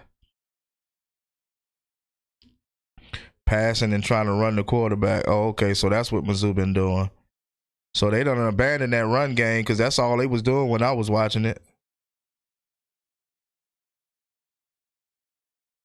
Yeah, so I hate to say that about old Gunnar Stockton, but I don't see him I don't see him starting for no team in the NFL. Yeah, I saw that depth story. I saw depth story.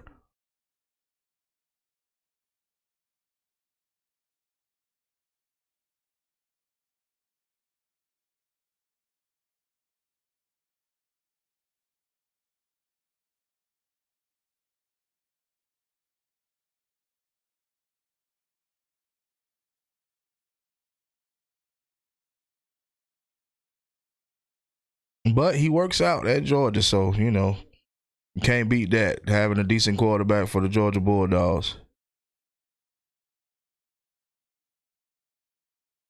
You said if he wins the Heisman, then he might start. Me don't know, man. Me don't know about that.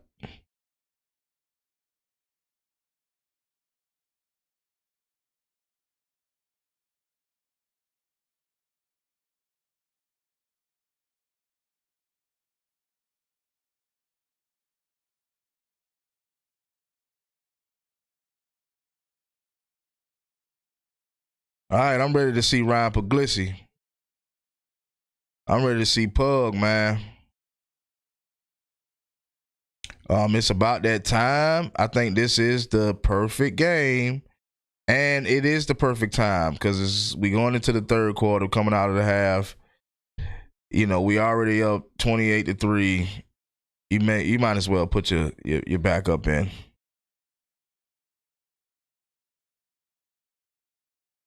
Say Oklahoma is all in Mizzou head.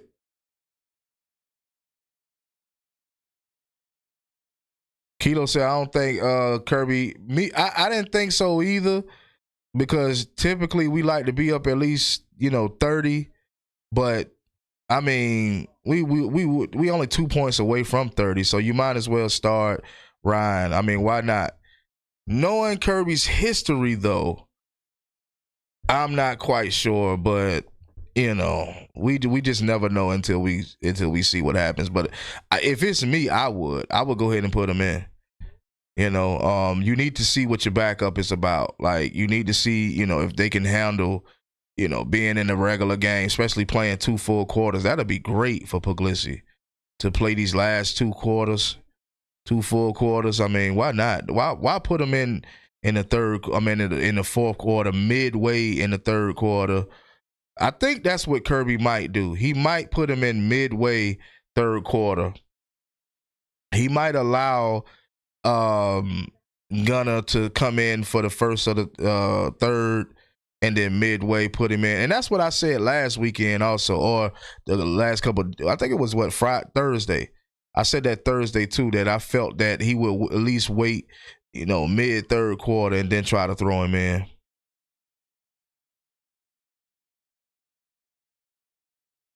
No. I don't want to pull the first string. No, it's too early, Shabazz. It's too early to pull the first string offense and defense, bruh. If we do that right now, we're gonna be in a close game with Charlotte if we pull our starters. If we pull our starters right now, I'm willing to bet any amount of money that we'll be in a close game with Charlotte right now. I'm willing to bet you.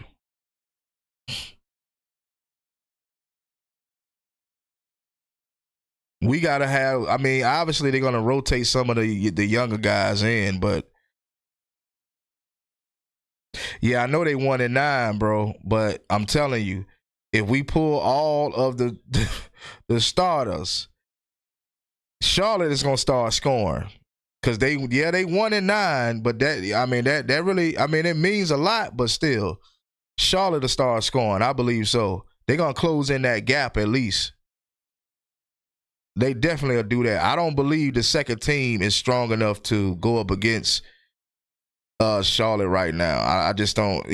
If you mix in some of the starters with the if you mix in some of the starters, yeah, but just pulling them all out, I don't know. If you pull them all out on defense and offense, then that's just like, I don't know. I don't know what I'm trying to say. I know what I'm trying to say, but I don't know how to say it. I just feel like pulling everybody out and that's just like Charlotte playing whoever the hell they conference. They playing a conference. So it's like it's equaling it out, making it easier for Charlotte. I guess that's what I'm trying to say.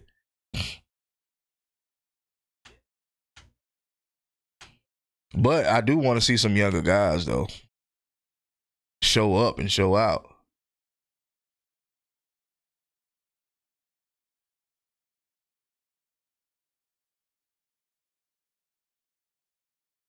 I know Nate Frazier had a pretty good day today, running hard.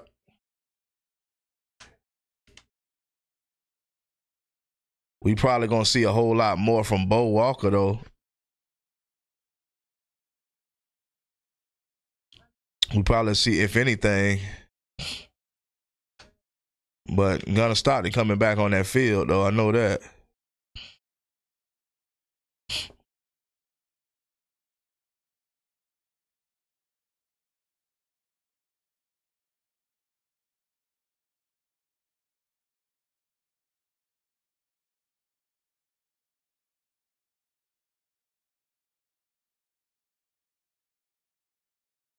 The Bulldog way is to hunt.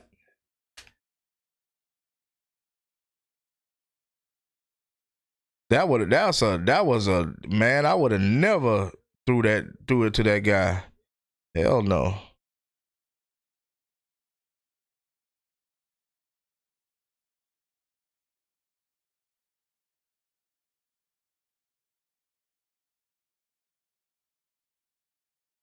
Shabazz said, I love my wife. She went and bought me some hot wings, and she is actually watching football with me. Wow. I haven't had mine watch football with me in I don't know how long. And it's because of all of those long night shift hours she be working. So she come home morning, we may eat breakfast together, and then she sleep for predominantly most of the day. So that's a good thing, man. That's a good thing. Shout out to her.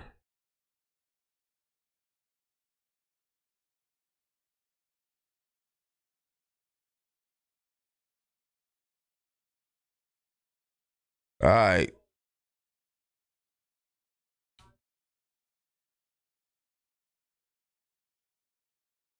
That quarterback ain't too good either. He said, Kilo said, good stuff. My wife said, warm up, leftovers, and she watching TikTok. Yeah, that's how they normally do. Sit around watching TikTok and all that other stuff.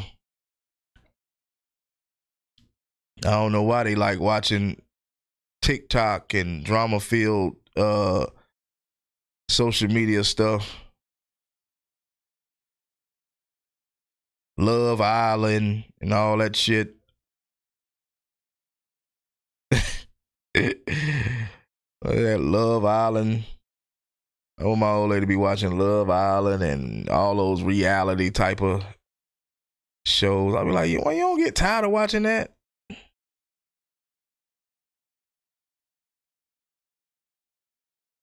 All right, Gunner, let's see what you got, man.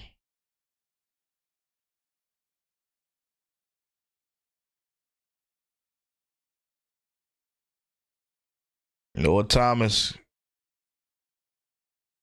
Let's go. Noah Thomas with the first down.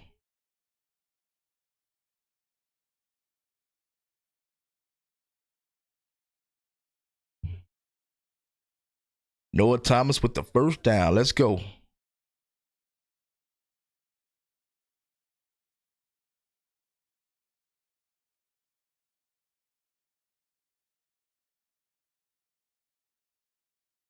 Yep, Noah Thomas with. Oh, he shouldn't have juked. If he wouldn't have juked, he'd have been all right.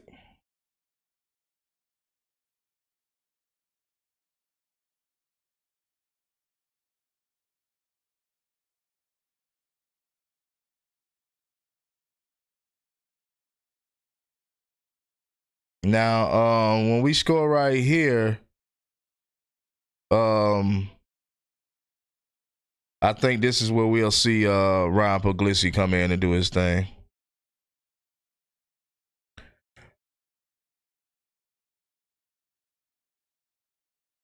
Yeah, I think scoring right here gets us Ryan Puglisi.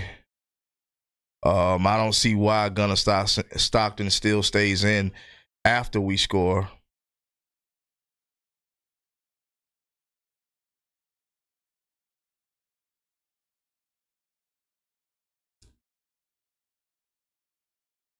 Yeah, we do. We need those reps, Mac. I mean, big time. You know what I mean? Because, I mean, at the end of the day, we'll be up 30 and some change. So it's pointless to sit here and continue to play Gunner Stockton with this team, man.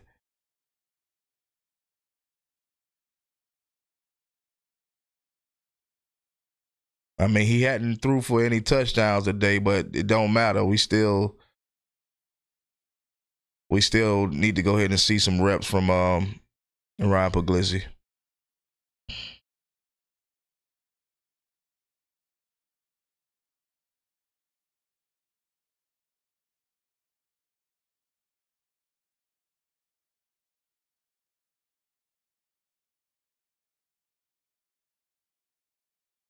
He said Bo is a little Wolverine.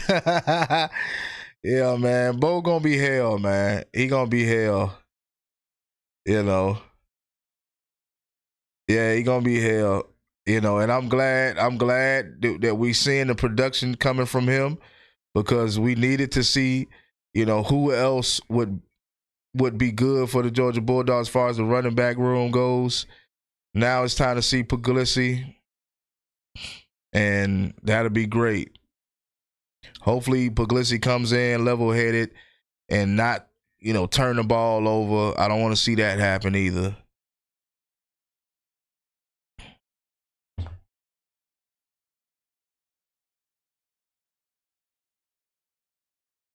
But Georgia played a pretty good game today. Pretty easy, smooth game today, you know. Put up 35.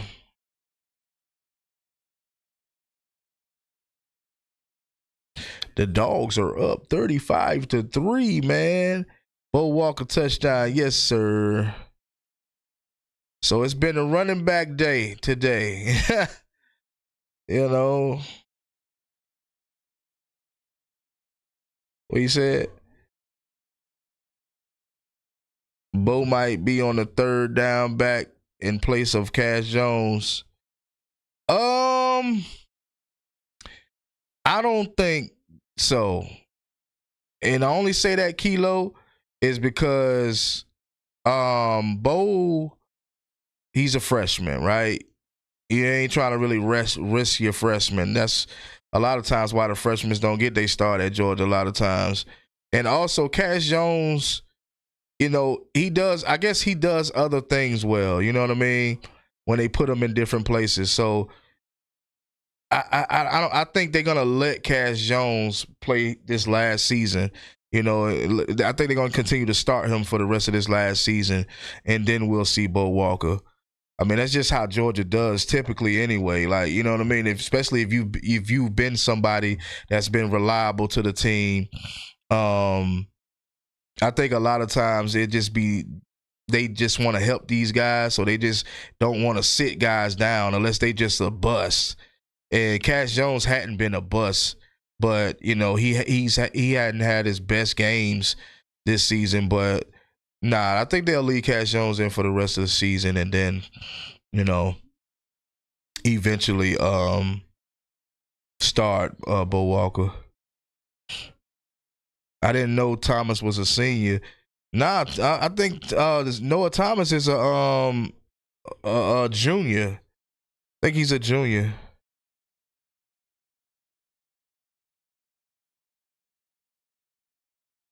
Next year is Cash last season. Shit, the way it's going, it look like this season is Cash Jones last season. I mean, when you think about it, if it ain't his last season this season, Bo Walker, Chauncey Bowens, all of them is going to put him down. If he stays with us next season, he's not going to be starting. I'm gonna tell you that right now. If Cash Jones if he comes back to Georgia next season for whatever reason, he ain't gonna start. I don't see why they would even start him, to be honest with you. I don't see why that would happen at all. Because, I mean, he's not producing enough to me, you know what I mean, to actually start him. So, yeah, Noah Thomas is a senior. I thought he was a junior.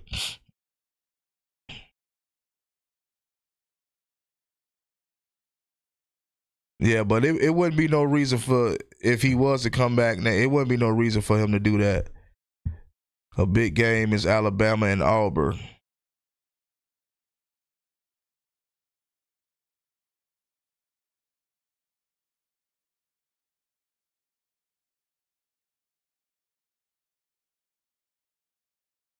It's weird because today is senior day, but we can still host a playoff game in 2 weeks.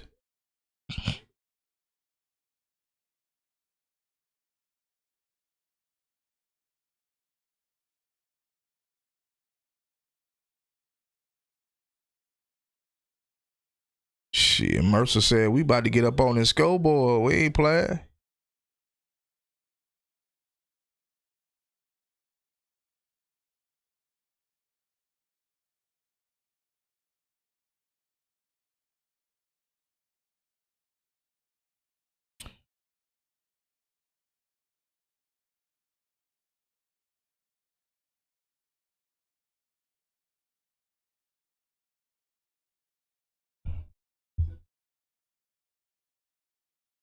Hey, so all right, Georgia defense. Chris Cole out there, okay. Elijah Griffin, who else out there? Dalen Everett still out there. So a lot of the starters are still out there. It looked like the secondary, they rotating out some of these newer guys in the secondary though.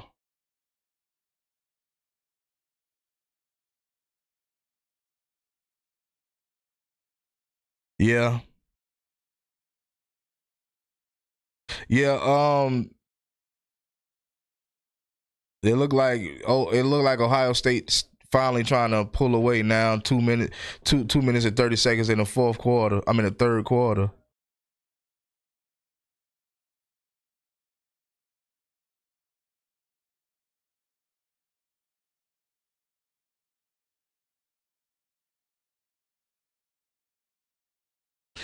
I like how we in the last games have let little big plays go over the top of the secondary.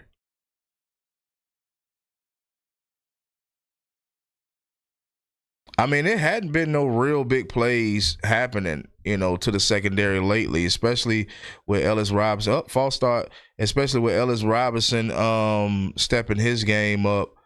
KJ Bolin, doing what he should be doing, or doing what he's expected to do. I haven't seen no real explosive plays be made on Georgia. I'm not saying that it's not gonna happen, but you know, it's just different strategy, different week.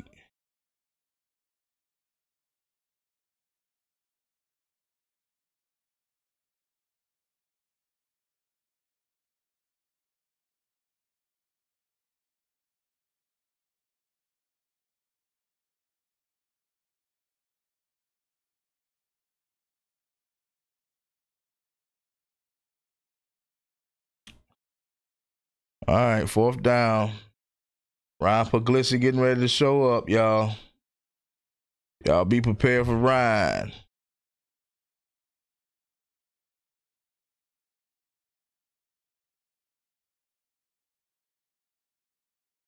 We about to see who we been looking for the longest.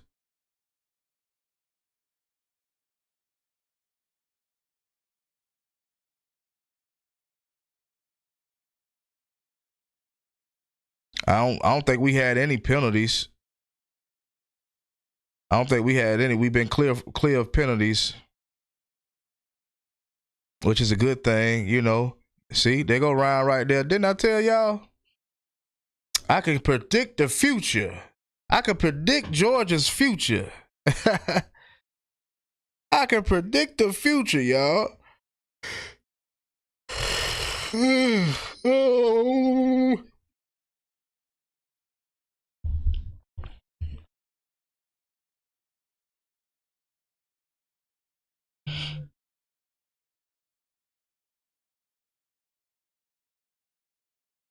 All right, man. Come on, man. We want to see what these boys we want to see what's going to happen with these boys, man. Yeah, man. And those who've been watching, man, those onlookers and peekers, man, make sure y'all hit them thumbs up, man. Hitting them thumbs up.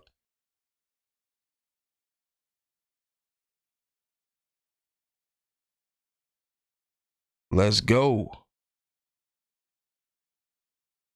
We said way less than the start of the season. Yeah, definitely. That's why I say,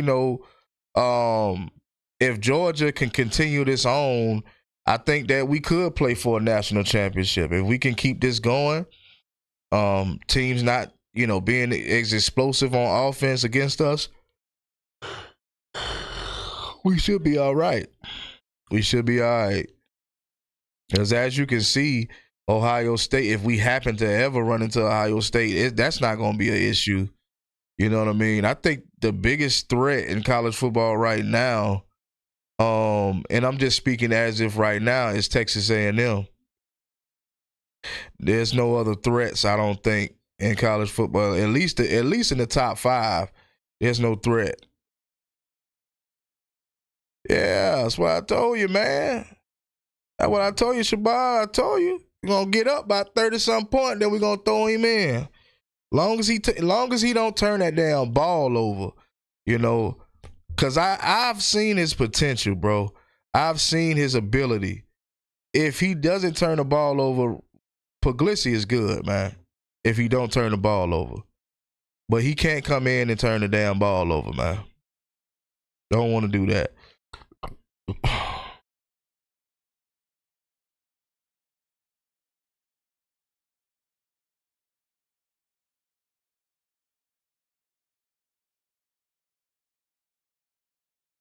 But what I will say is he got the second team offense out there, offensive line and everything. So, they don't never let them run with the first team offensive line. I don't know why.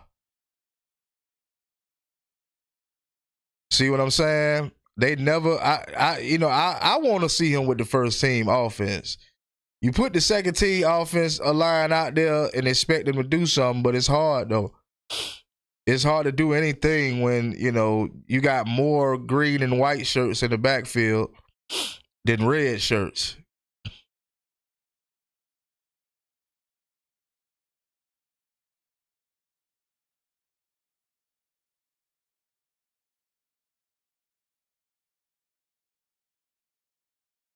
Damn, he got slung down so damn hard.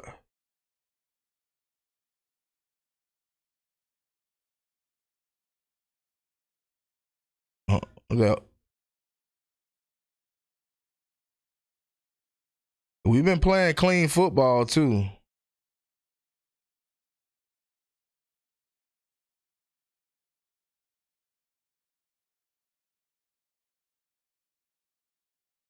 No penalties this game. Very clean.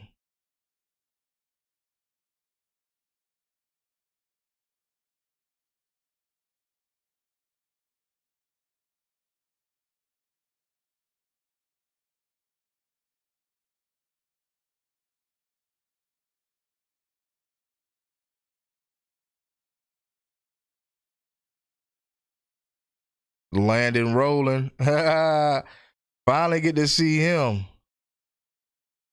So finally get to see Landon rolling. I ain't think I done forgot about him. Little wide receiver.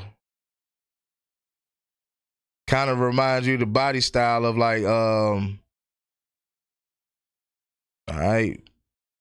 That O-line that O-line ain't gotta protect better than that to give Walker some room to run. But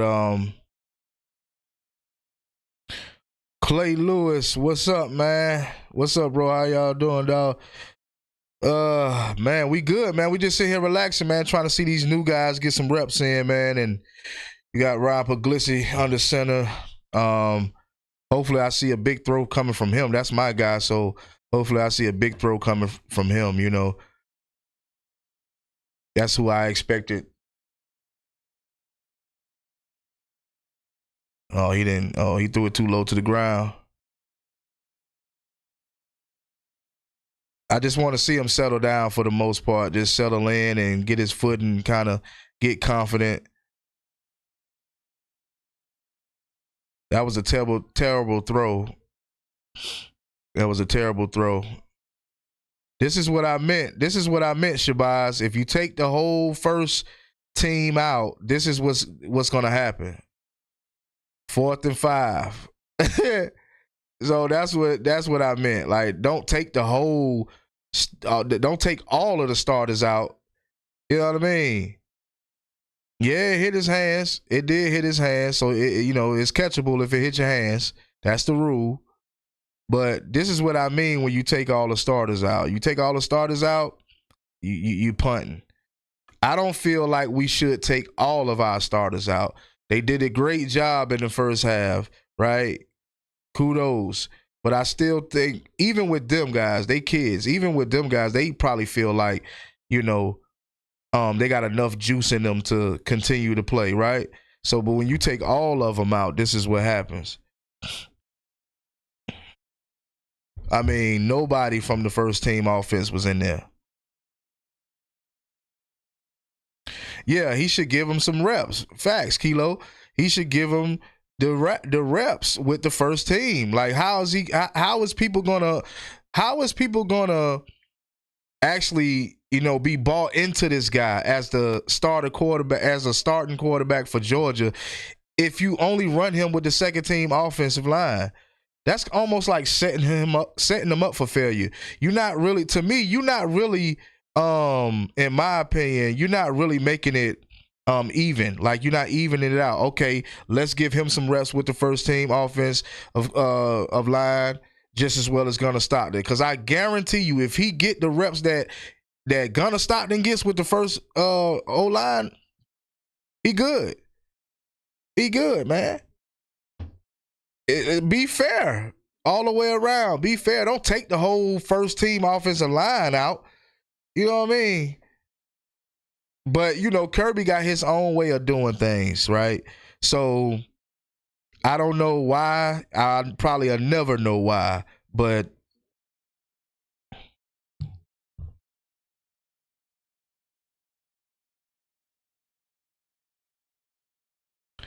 well, I don't know if it's that they don't want him to shine too much, but why? But my only thing is, I just asked the question: why wouldn't you put him in with the starters? Like, you're gonna put him in with the second, like.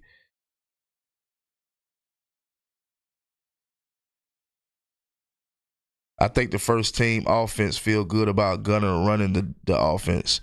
Yeah, I don't think it has nothing to do with the players. The players don't make the decision, Shabazz. I think the coaching staff make this decision, and they have always done that. Where he's always pulled out the first team once we get up 30 in the first quarter, or whatever. I mean, in the first half, or whatever. He always pull out the first team and put the second team in with the second team quarterback. But my thing is, why don't you just leave the first team offensive line in and put the backup quarterback in? That'll be a whole lot better. That way we'll get to actually see how good he is as a quarterback. But we're going to be going into next season not really knowing much about him. You know what I mean? Especially if Gunner doesn't come back. We ain't going to know too much about him if Gunner don't come back.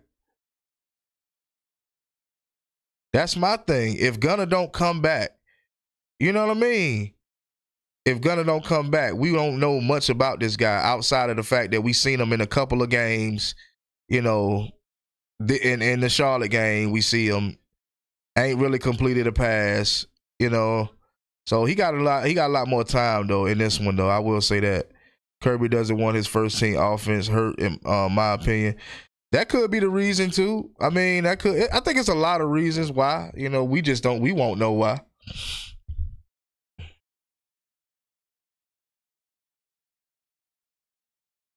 Wow. Wow. This is how you know it's the second team defense out there.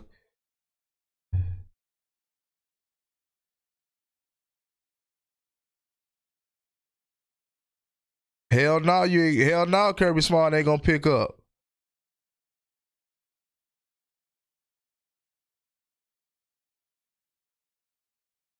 Yeah, they're gonna have to review that one. That's coming back. But stuff like that can happen where you got the player chasing the receiver down with his head not turned. And how are you supposed to contest that ball if your head is not even, you can't even see where the ball is going?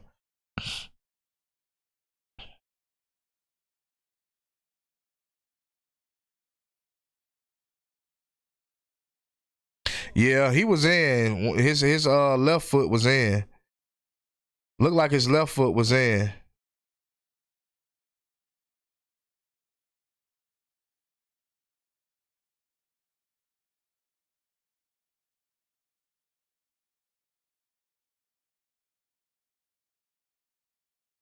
Yep, left leg, yep.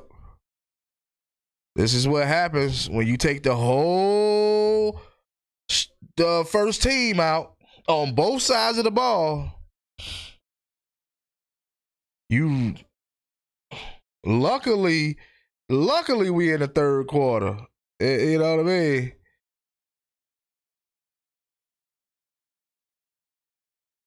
That's why I always say he not gonna start them in the beginning of the game, Shabazz. That's why I had been saying that, because of stuff like this, where they just start inching and inching and inching until they score. Like, you're not gonna start, regardless of how bad a team may seem to be, 1-9 or whatever. You still ain't gonna start your backups in the first quarter. Like, you ain't gonna do that. You see Kirby like to get up at least 30 points before he put the backups in. But my only thing to it is I don't like when he take all of the backups or take all of the starters out. I hate when he do that. But you got to give everybody a chance to get reps too, so I understand that. Offsides, that's the first flag. Oh, no, that ain't no offsides. Okay, no flags. Okay, good. Yeah, he did throw the flag. Anyway, I guess he waited till the ball was snapped.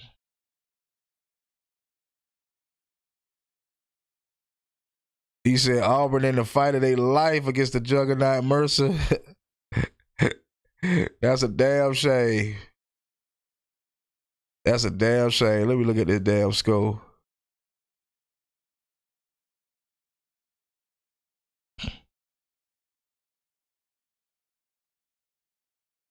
I don't even see the damn.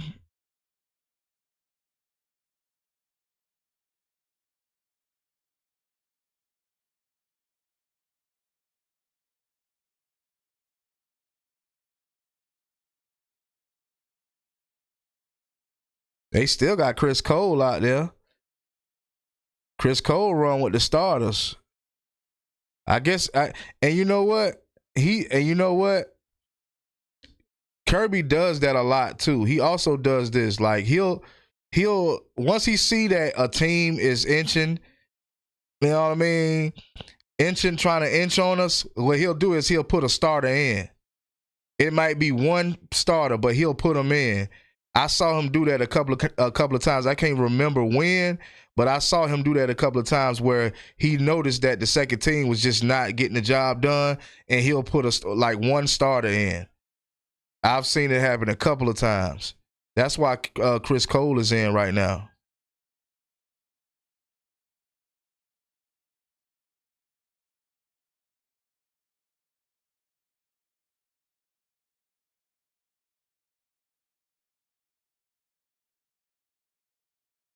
Kirby told me to get off his line. He is coaching. He said, you worry about the wrong thing. Hey, wasn't I just talking about Chris Cole, y'all?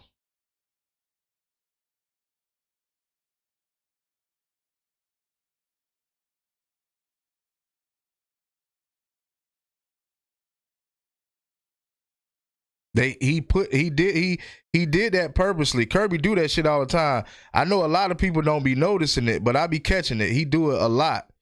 He'll see the first team defense need some spunk. You know what I mean? And he'll throw one of the starters in. You know, and with Chris Cole still being one of those young guys, even though he's a starter, I guess he felt the need that he needed to kind of give them some energy. You know what I mean? Give them some momentum. But Kirby does it a lot. And I was talking about that same thing, and Chris Cole get him a sack.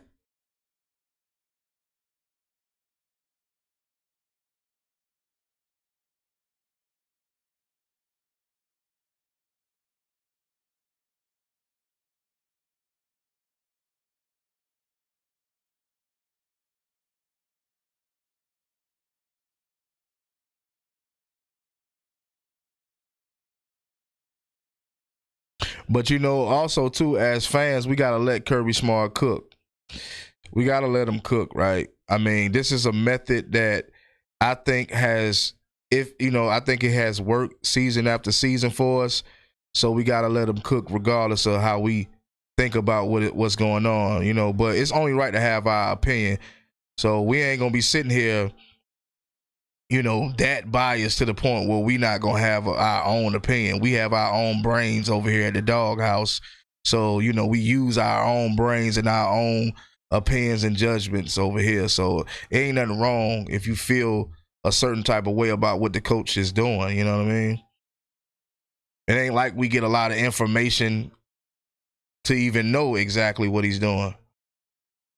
All we got is what we see on the field on Saturdays.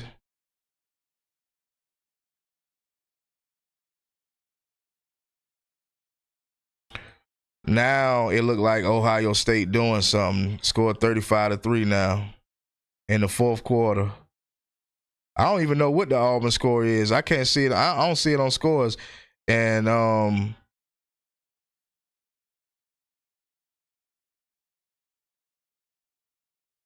yeah, I don't see it on scores. Hold on.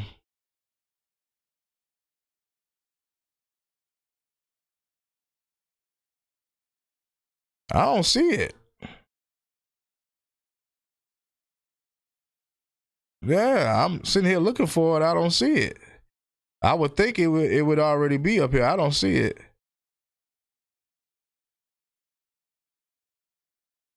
Somebody let me know what the score is.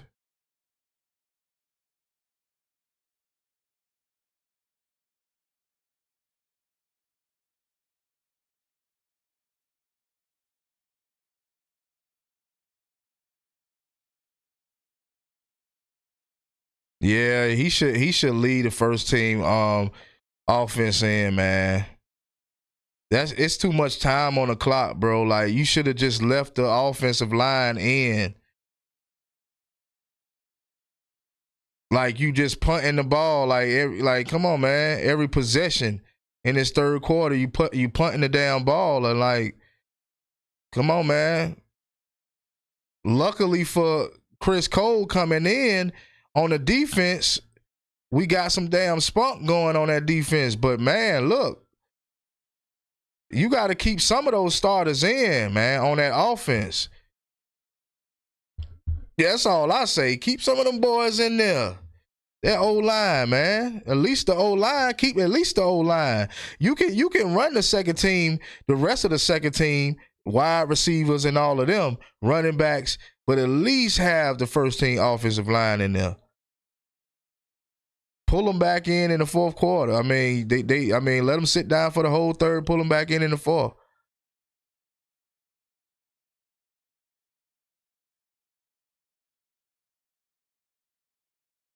Yeah, you see what I'm saying, Kilo? At least the damn O-line, bro. Come on, man.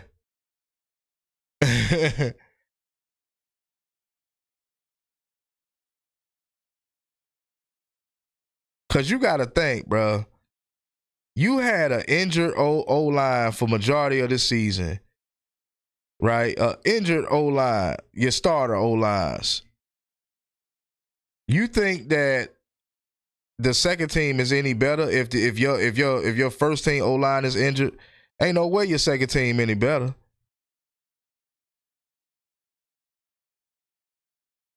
So I'd have just left them boys in. Yeah, I'd have let them sit out I'd have let them sit out the third quarter and then brought them back in the fourth. And we ain't see none of them boys early in the season, and we was banged up on that O-line, but we ain't see none of them young boys. But now, with this game right here, he pulled all of them out. He pulled all the starters out. And I'm like, nah, you got to at least leave the O-line in. That gives Ryan Puglisi a little more, they give him a little more shine.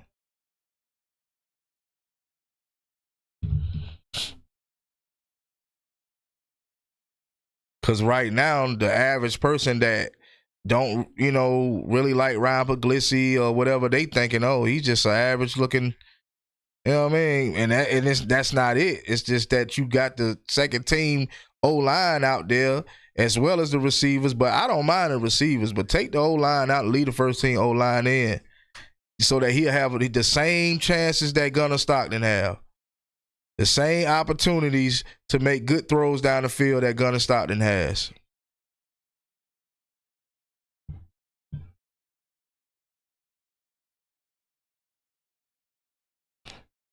Yeah, you told me, Shabazz. You damn sure did. I don't agree with it. And as you can see, we ain't doing shit. As you can see, we ain't doing a damn thing. You take the starters out on both sides, and this is what we gonna see. Nothing.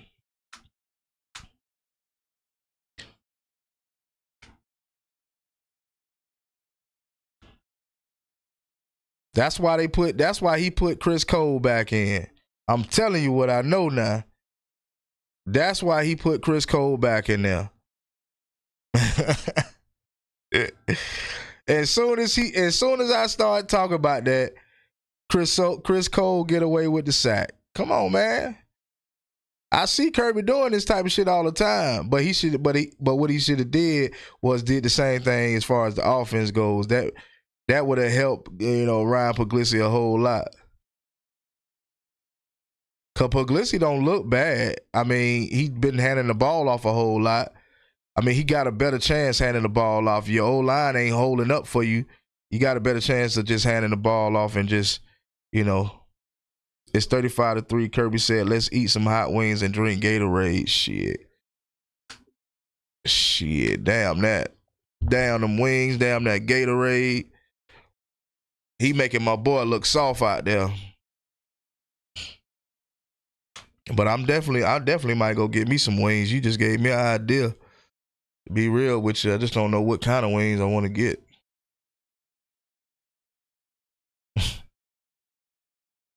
You just put that in my mind. I'm definitely finna go get me some wings. Probably some Chinese wings or something like that.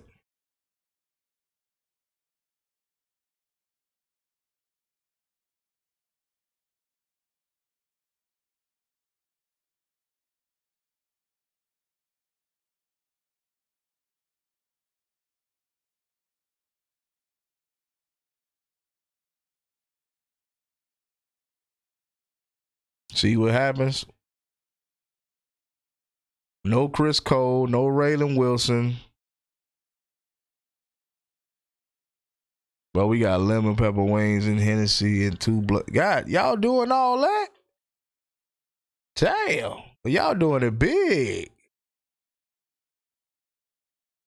I'm back. I know I didn't miss much, dog. Still handling business. Yeah, but Kirby done pulled all the damn starters, so we sputtering like crazy. But Charlotte hadn't scored again, so that's still good, you know, for the second team defense. Charlotte hadn't scored again. Not saying that they won't, but they hadn't scored yet. Second team defense still doing, you know, fairly good. They getting to him, but they not getting to him. On that last play, they got to him, but they didn't get to him. Good job, 24. Good job.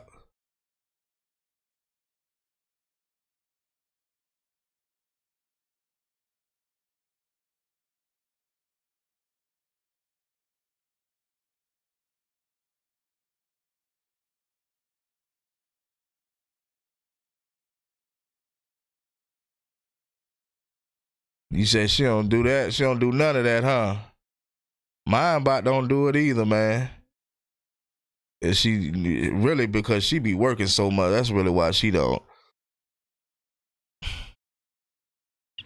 Good job. Good job, defense.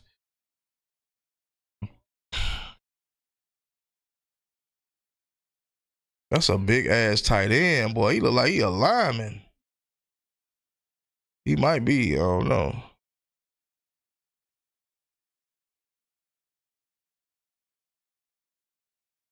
I just want to see some real, you know, plays come from that offense, man. 'Cause we ain't seen really nothing coming from that offense right now. Man, we got a whole rest of this fourth quarter. We want to see something.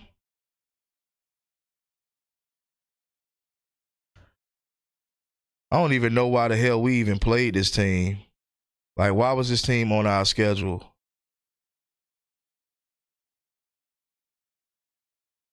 We already played Austin P and damn Marshall, and then the end of the season you played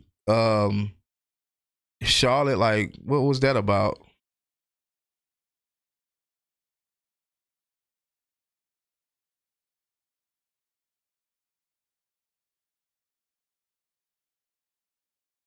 Yeah, man. I don't know. I might crack open the Crown tonight. I might go on and crack that thing open tonight.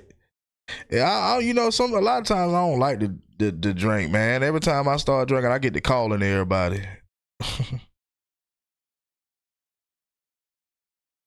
Just warm up for the week for rivals. Okay. I'm gonna go ahead and make I thought Shabazz was already a moderator.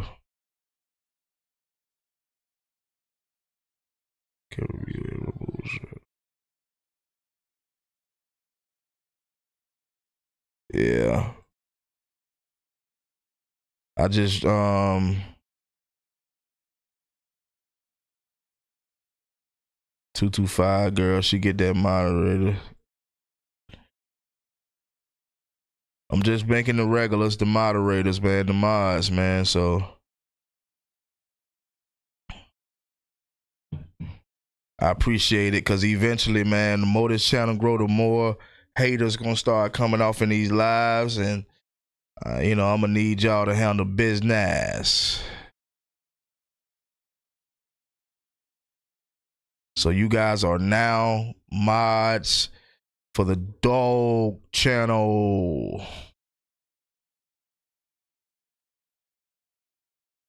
Hopefully I ain't miss nobody. Oh, it's all gravy. I already got one, so he good. Since he already got one, so everybody that's supposed to get a that's supposed to be a mod is now a mod at the Doghouse. So you know what we got to do? We got to give y'all a round of applause. I think his name is Brian Kelly, number 24. Brian Kelly. Yes, sir.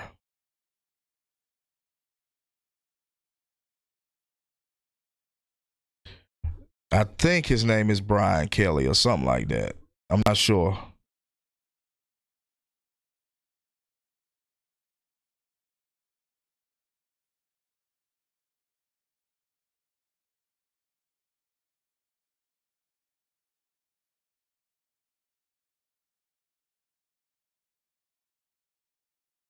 Oh yeah, you already know it, man. Hey man, y'all my regulars, so I gotta have y'all in here, man, just in case there's some haters, because like I said, the more the channel grow, the more the haters come in, especially in the big games. This is a small game, so the turnout ain't gonna be huge. But the big games, we already know how the trolls will come in, so I gotta have some people controlling the chat.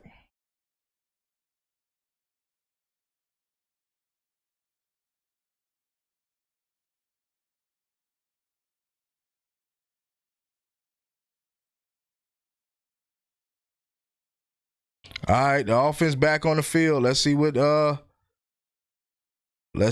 Pug got, man.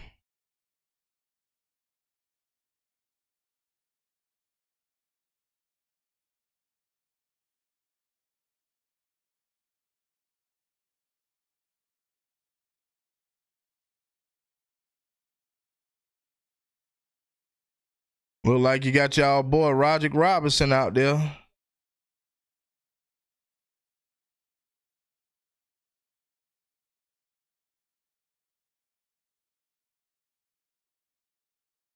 Oh Lord, CJ Wiley. Oh Lord.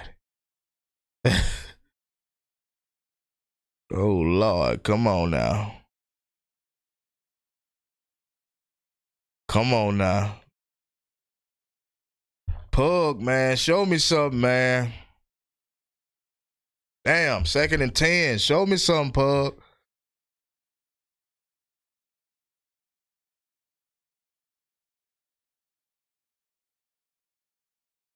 Little boy back there looking at that woman's legs. But Roger Robinson is so slow. That's what I noticed too. His first when he got his first start, like he is very sluggish and slow. Like that's why he couldn't be RB1. He's not fast enough, man. He said he act like he didn't want to get the first down. I'm telling y'all, when I first saw him was against Clemson, man, and he was not good. He was not good. He wasn't bad, but he wasn't good either.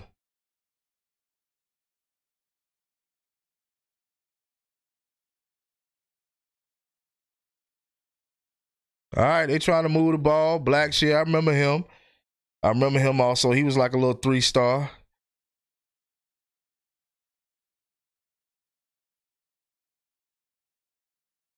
Yeah, man. I bet I ain't spoke too much about Roderick because I just felt like it was pointless to speak about him like that.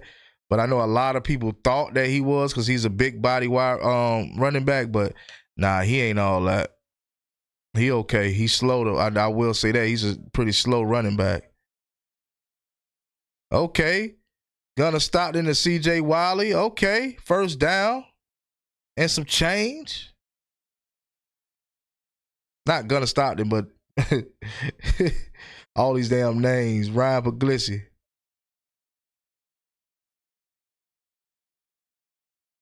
First and 10 with 10 minutes and 50 on the clock. Come on, man. Can we get another touchdown? Damn.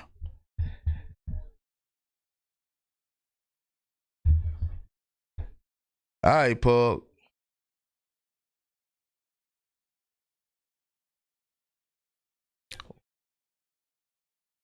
Ball start.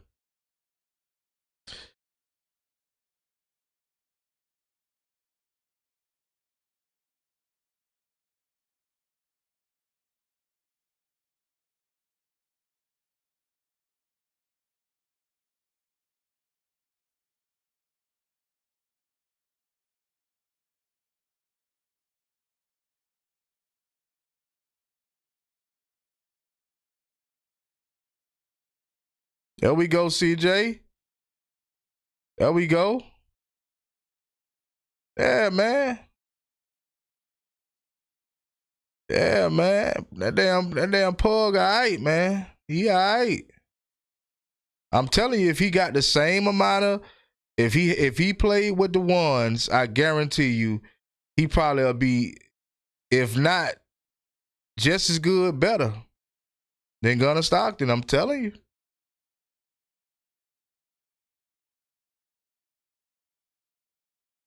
Oh, he's supposed to caught that. What the hell was he thinking? What's that? Jaden Riddell?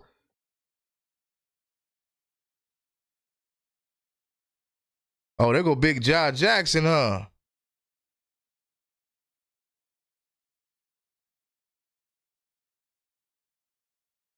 I ain't saw him since I was talking about recruiting early on in the beginning of the season.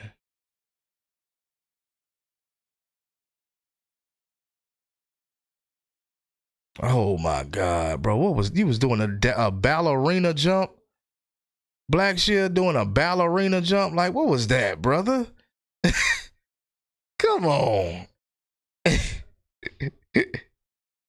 Woo wee.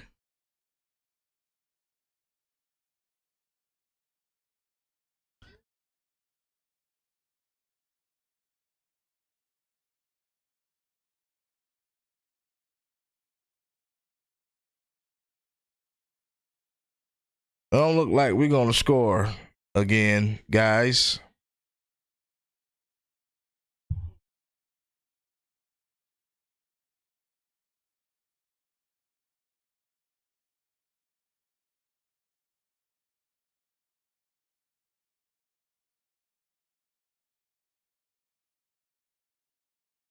The thing is, bro, it's all great. The thing is, bro, he's running with a weak offensive line, bro. The offensive line ain't really hitting on shit. What can you do as a quarterback? You know what I'm saying? You don't have the ones out there. You got the twos out there. I guarantee you, if Gunnar Stockton had this same offensive line, he won't be doing shit either. I'm willing to bet that. I'm willing to bet any kind of money. It's all gravy. If Gunnar Stockton had that same O line out there and the same receivers and players, he would not look as good as he looking right now. Not at all. He wouldn't. Gunnar Stockton is cool, man. But this is my honest opinion about Gunnar. He can throw the ball. He can make some accurate throws. The biggest asset to me when it comes to Gunnar Stockton is the fact that he doesn't turn the ball over. That's the biggest asset that Gunnar Stockton has over any quarterback, that he doesn't turn the ball over. Outside of that, I mean, if Gunnar Stockton was so good, he would be leading the race with the Heisman. He would be leading the race. But that's not the case. I'm not saying that he's bad, but I'm not saying that he's a great. He's reliable. You know what I mean? He gets the job done. But outside of that, he ain't really, doing much, to be honest. Now, he does well in certain games. Like, he does look explosive in certain games. But outside of that, man, like, bruh, if you put that same old line the ones run, if you let Pug run with the ones, I can guarantee you Pug will have the same type of success Gunnar Stockton is getting right now. But as you can see, on both sides of the ball, neither one of the teams, not teams, but the offense or the defense, neither one of them are looking really great. See, that was another good ball. That was another good thrown ball. He dropped it. And that was on fourth down. Like, bro just completely dropped the ball.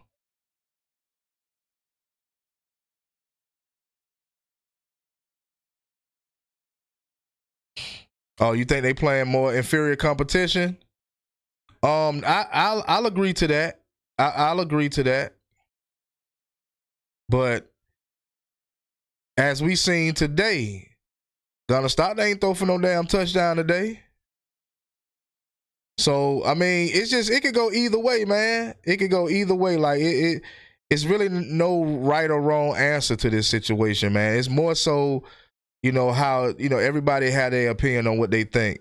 But me personally, I don't see Gunna Stockton as a great quarterback at all. I know people that love Georgia want to believe that because they love Georgia, and I love Georgia as well. But I've seen great quarterbacks, and Gunna Stockton is not one. You know what I mean?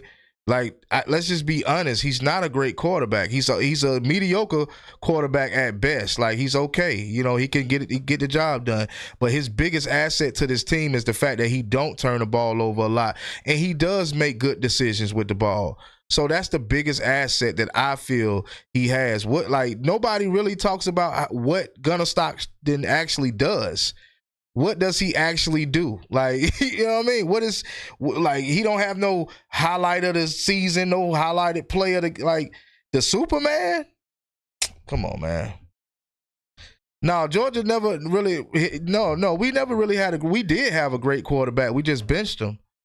You know what I mean? We benched him for a lesser talent. Joker still caught the ball. God damn.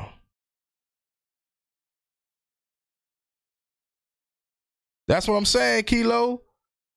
That's what I'm saying, bro. You didn't even throw for a touchdown in this game, bro.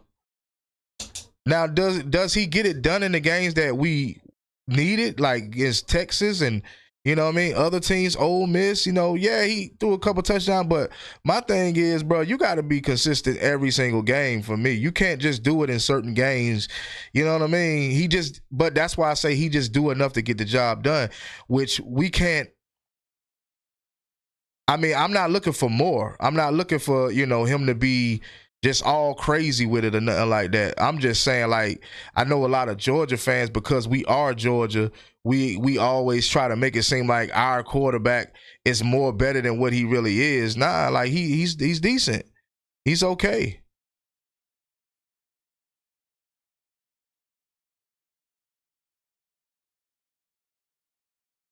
I mean, when you think of yardage, when you think of, he's not really outdoing nobody like that. He's just not outdoing anybody. And I don't mean to keep, going in on him, though. I'm going to leave that alone. We ain't need him to throw today. Shit, the run game going crazy. Shit, no, it wasn't. Not in the first half, it wasn't. That run game wasn't going nowhere in that first quarter.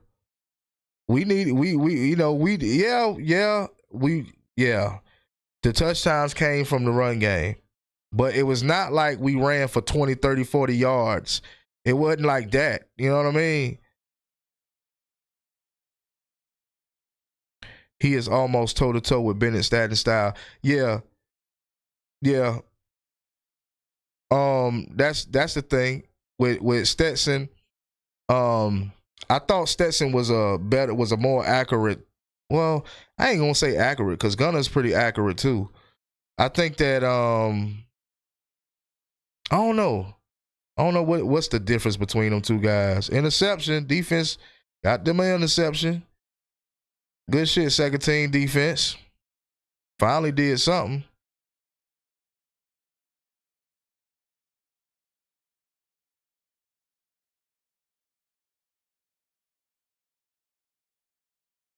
But yeah, I don't mean to harp on Gunna like that. For all you Gunna fans, I don't mean to harp on him like that. I just like to be realistic when we talk about this guy. You know what I mean? Let's just be realistic. He is doing his job, and I have to be honest about that. He does do his job. He makes the right decisions. He did throw an interception in this game. So,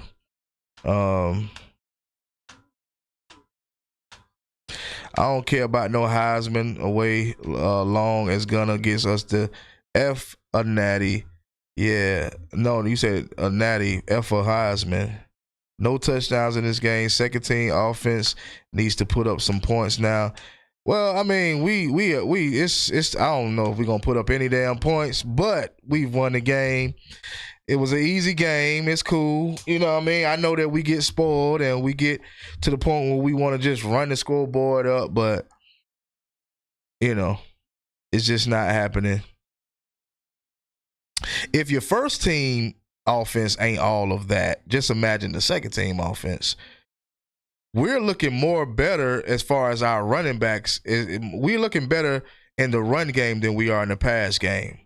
So I'm more excited about the run game picking up more than the pass. Well, I ain't gonna lie. I'm excited about that pass game too because I know we got some threats coming in. So, well, getting some reps nowadays. So, yeah, Stetson did have way more swagger. Yeah, he did. I'll agree. Bennett had way more smooth mechanics, which made him look better. Yeah, I think that's what it was too. And I think Bennett did start out shaky just as well as Gunnar Stockton did, but I don't know, man. Bennett just was, to me, a different type of quarterback. Even though their stats are pretty close, he was just different, man. He said his confidence made him look better. That could be that could be what it is too. Because I mean, you got Gunnar Stockton and Carson Beck. They just look so dull out there. You know what I mean? I think Carson got more enthusiasm with Miami than what he did at Georgia. Like he's got, more character. That's the right word. More character with Miami than he did with Georgia. But Gunnar Stockton, I mean, they got that dull ass character, man. I don't know. I trust Stockton get us to win though, whatever it takes. Yeah. Don't get me wrong, man. Like, yeah, I'm gonna have my I'm gonna have different things that I, feel about Gunnar Stockton, but that's not to say that he's not good enough to get us where we need to be. Yeah. Carson Beck and Gunnar Stockton, they kind of like, I guess real subtle and poised type of people. That's their thing. But Bennett was like, he was in it.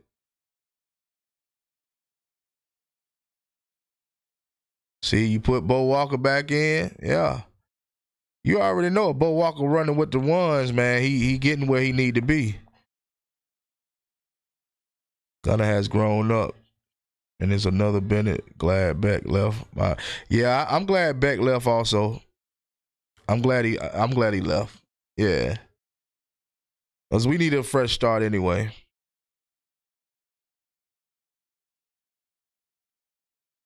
Yeah, Bo Walker, boy, he gonna be a beast.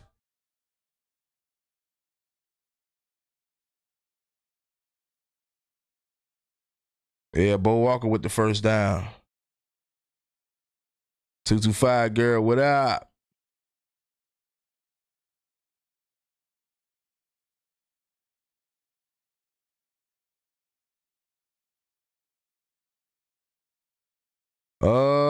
How much time we got, man? Cause now it's to the point where they just running the ball. So I guess they trying to run that clock down.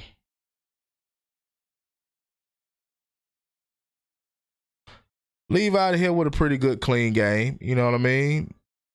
No penalties. Gunner, no touchdowns thrown, but pretty good game.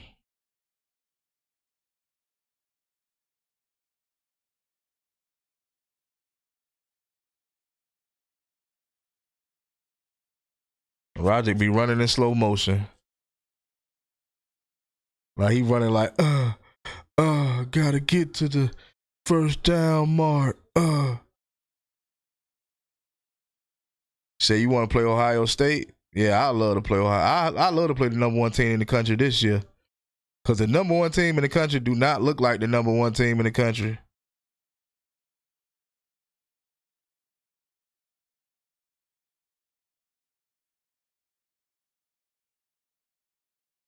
Come on, man. We got 3:50 on the clock, man. Don't make this game no longer than what it should be. We already just gonna run the damn clock down anyway.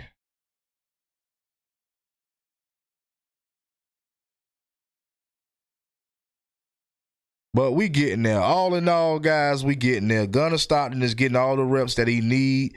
Especially, I'll be really glad for him to come back next season. But also, that's why I want to see more from Ryan, because I feel like if Gunnar doesn't choose to come back, we need to see more from Ryan playing with the ones. You know, when we get up on teams like this, at least throw him in with the first team offensive line. Like, don't put him in with the twos, because we don't know what Gunnar Stockton going to choose to do. He can go, he declare for the NFL or whatever. So that's my main thing. I would like to see him with the ones, because if we see him with the ones, I'm not sure if we're going to be able to tell who's QB1. Ryan is struggling, in my opinion. Oh, how you feel like he's struggling? Let me know how you feel about him struggling. What is he doing to be struggling? Shabazz, what you see? They go Ryan Montgomery. They put Ryan Montgomery in there.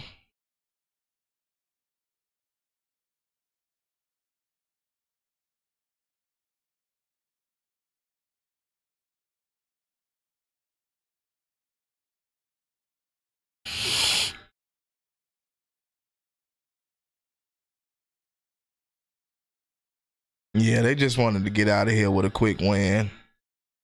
He's not getting the ball out fast. He probably ain't got nobody to throw to, Shabazz. Everybody's probably locked down. Remember, we still playing the first team Charlotte defense.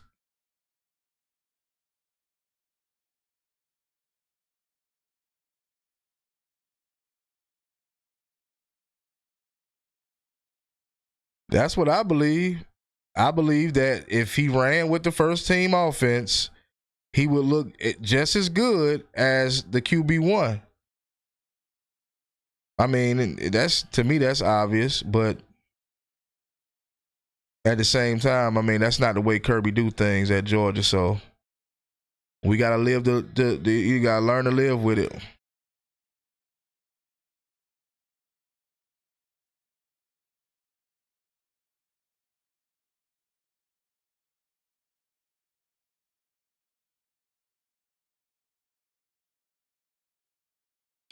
But my thing is, I don't know why they put these guys in just to hand the ball off. Like, to me, that's weird. Like, you know what I mean? Like, I'm assuming at this point they're going to try to throw the ball. 2nd and 9, 2 minutes on the clock. But sometimes it's weird on why they, you know, bring them in just to hand it off. Like, I think that's corny. I think that's playing scary. Especially when it's only 2 minutes in the damn fourth quarter. I agree. Let me call Kirby back and tell him to put Pug with the first team offense. He might cuss me out. Yeah. I that's just my opinion, though. Like, I don't know either. But judging based on how well of a quarterback he is, I believe that if he ran with the first team offense, he definitely would look just as good and might even look better than Gunnar Stockton, especially if he had as much as time as Gunnar Stockton have to develop with this offensive line, especially in games. I ain't talking about on the practice or no shit like that. I'm talking about in games. You know, gaining that confidence that your old line gonna protect you and that you will, get a guy open downfield. So I really do believe that if he ran with the old line that Gunnar was running with, he'll be just as successful. USC upset Oregon by 3. Hey, that can happen. That I can see that happening. But I think Oregon pulls it off, though. I think it's close, but I think Oregon will pull it off. Our O-line wasn't looking that good at the beginning of the season, though. Nah, they wasn't looking that good at the beginning of the season, but they're still better than the twos. That's why they starting. It's all gravy. See, you trying to get me, bro, but you ain't gonna get me. You ain't gonna get me, bro. They wasn't that good in the beginning, but guess what? They still are the number ones, right? So they had to have, even though they wasn't that good in the beginning, they had to have been better than the twos. So come on now. Come on now. You're going to try to get me, but you ain't going to get me. Yeah. That's what I was trying to convey to y'all earlier, but I just couldn't convey it right at the time. But, yeah. Yeah, our O-line was trash in the beginning of the season. You know what I mean? They were trash, but they were better than the damn second team. That's why they was on the field. They were better than that second team. And we can clearly see it in this game of how bad that O-line look in this game. The second team's O-line. So, you know, it is what it is. We good. It was a good, smooth, quick ass whooping. You know what I mean? It is what it is. Regardless of how, you know, anybody feel about Gunner or Puglisi, it is what it is. We all on the same team, so it is what it is. Now we got Montgomery back there. I'm thinking he going to throw the ball at this point. Oh, no, they still running the ball. Yeah, they just trying to run that clock down and get on out of there.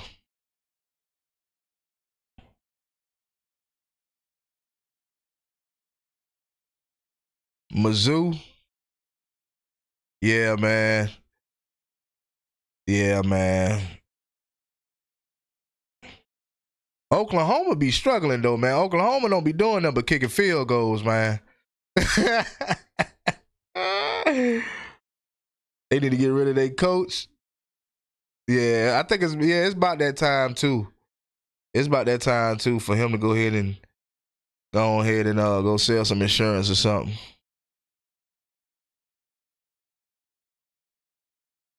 Damn, they done ran the ball 5 times in a row. Who is this Mathis guy? I don't even know him.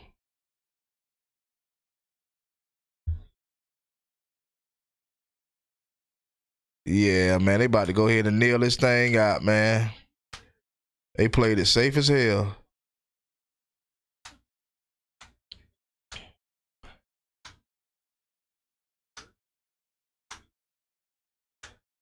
Kirby said, we chopping wood. Let me coach it. You sit back and watch. Hey, go ahead, bro. I don't want the pressure of coaching, bro. I don't want to deal with that. That's a tough job for any man to do. That's a tough job. That's why, like, man, do you see year to year, man, Kirby be looking stressed out. He been looking stressed as hell this season. That man been looking stressed as hell this season, man. Going in the press conference with the bush all around his face, like, hey, that shit a stressful job. Real talk. You said we ain't want to give Georgia Tech no tape. Hey, that'd be a good idea though. It's all gravy to kind of play a different way, just so that they don't know what we gonna hit them with. Boy, Gunner Stockton looked like he was about to punch the shit out of that dude when he slapped him in the back just then. I don't know if y'all caught that.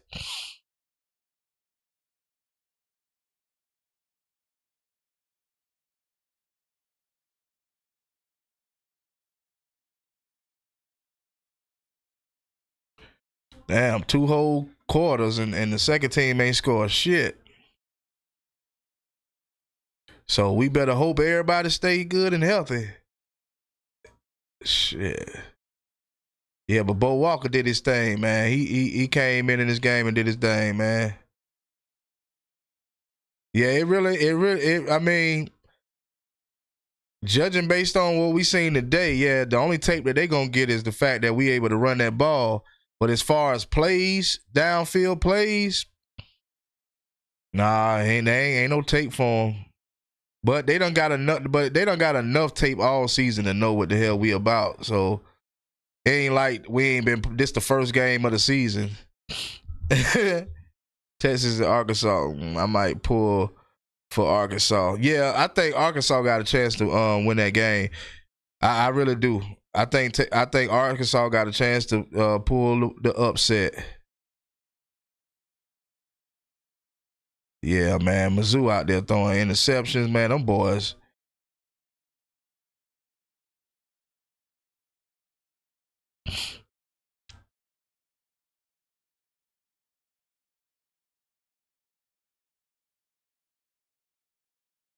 Hey, man. Arkansas might pull it off, man. Yeah, man. Hey, man. Shout out to Arkansas and that football team over there. I'm pulling for you.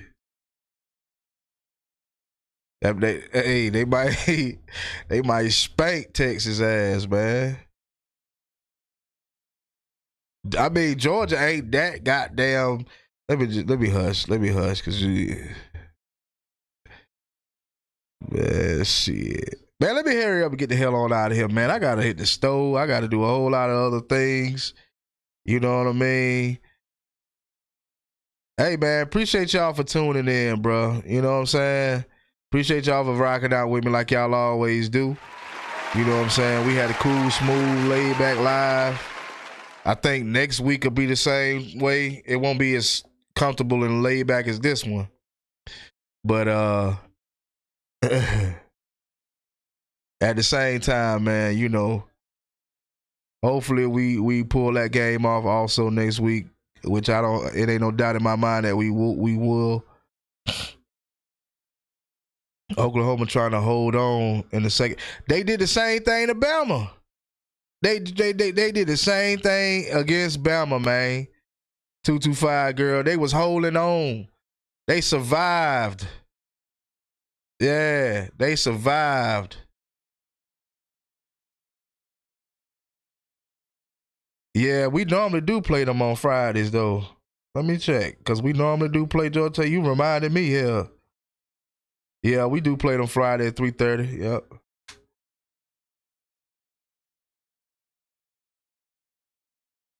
So y'all know I'm gonna be rushing home from work to get live. Better not be 8 OT. Facts, because that shit was crazy.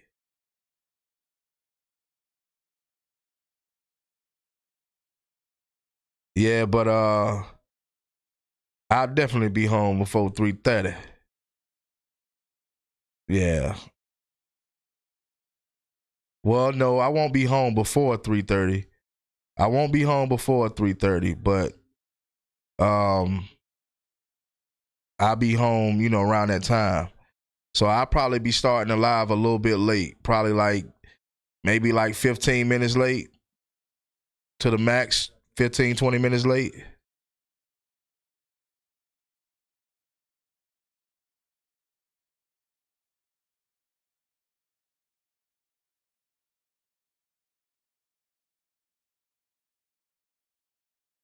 But yeah, man, let me hurry up and go on and get out of here, man. I gotta probably hit the stove, and Shabazz got me thinking about wings and all that. So let me go ahead and get on up out of here, man. You know what I'm saying? We shall meet again. Yeah, man, and stay tuned to the Doghouse, man. You already know I'm your host, Major. And I'm out this thing.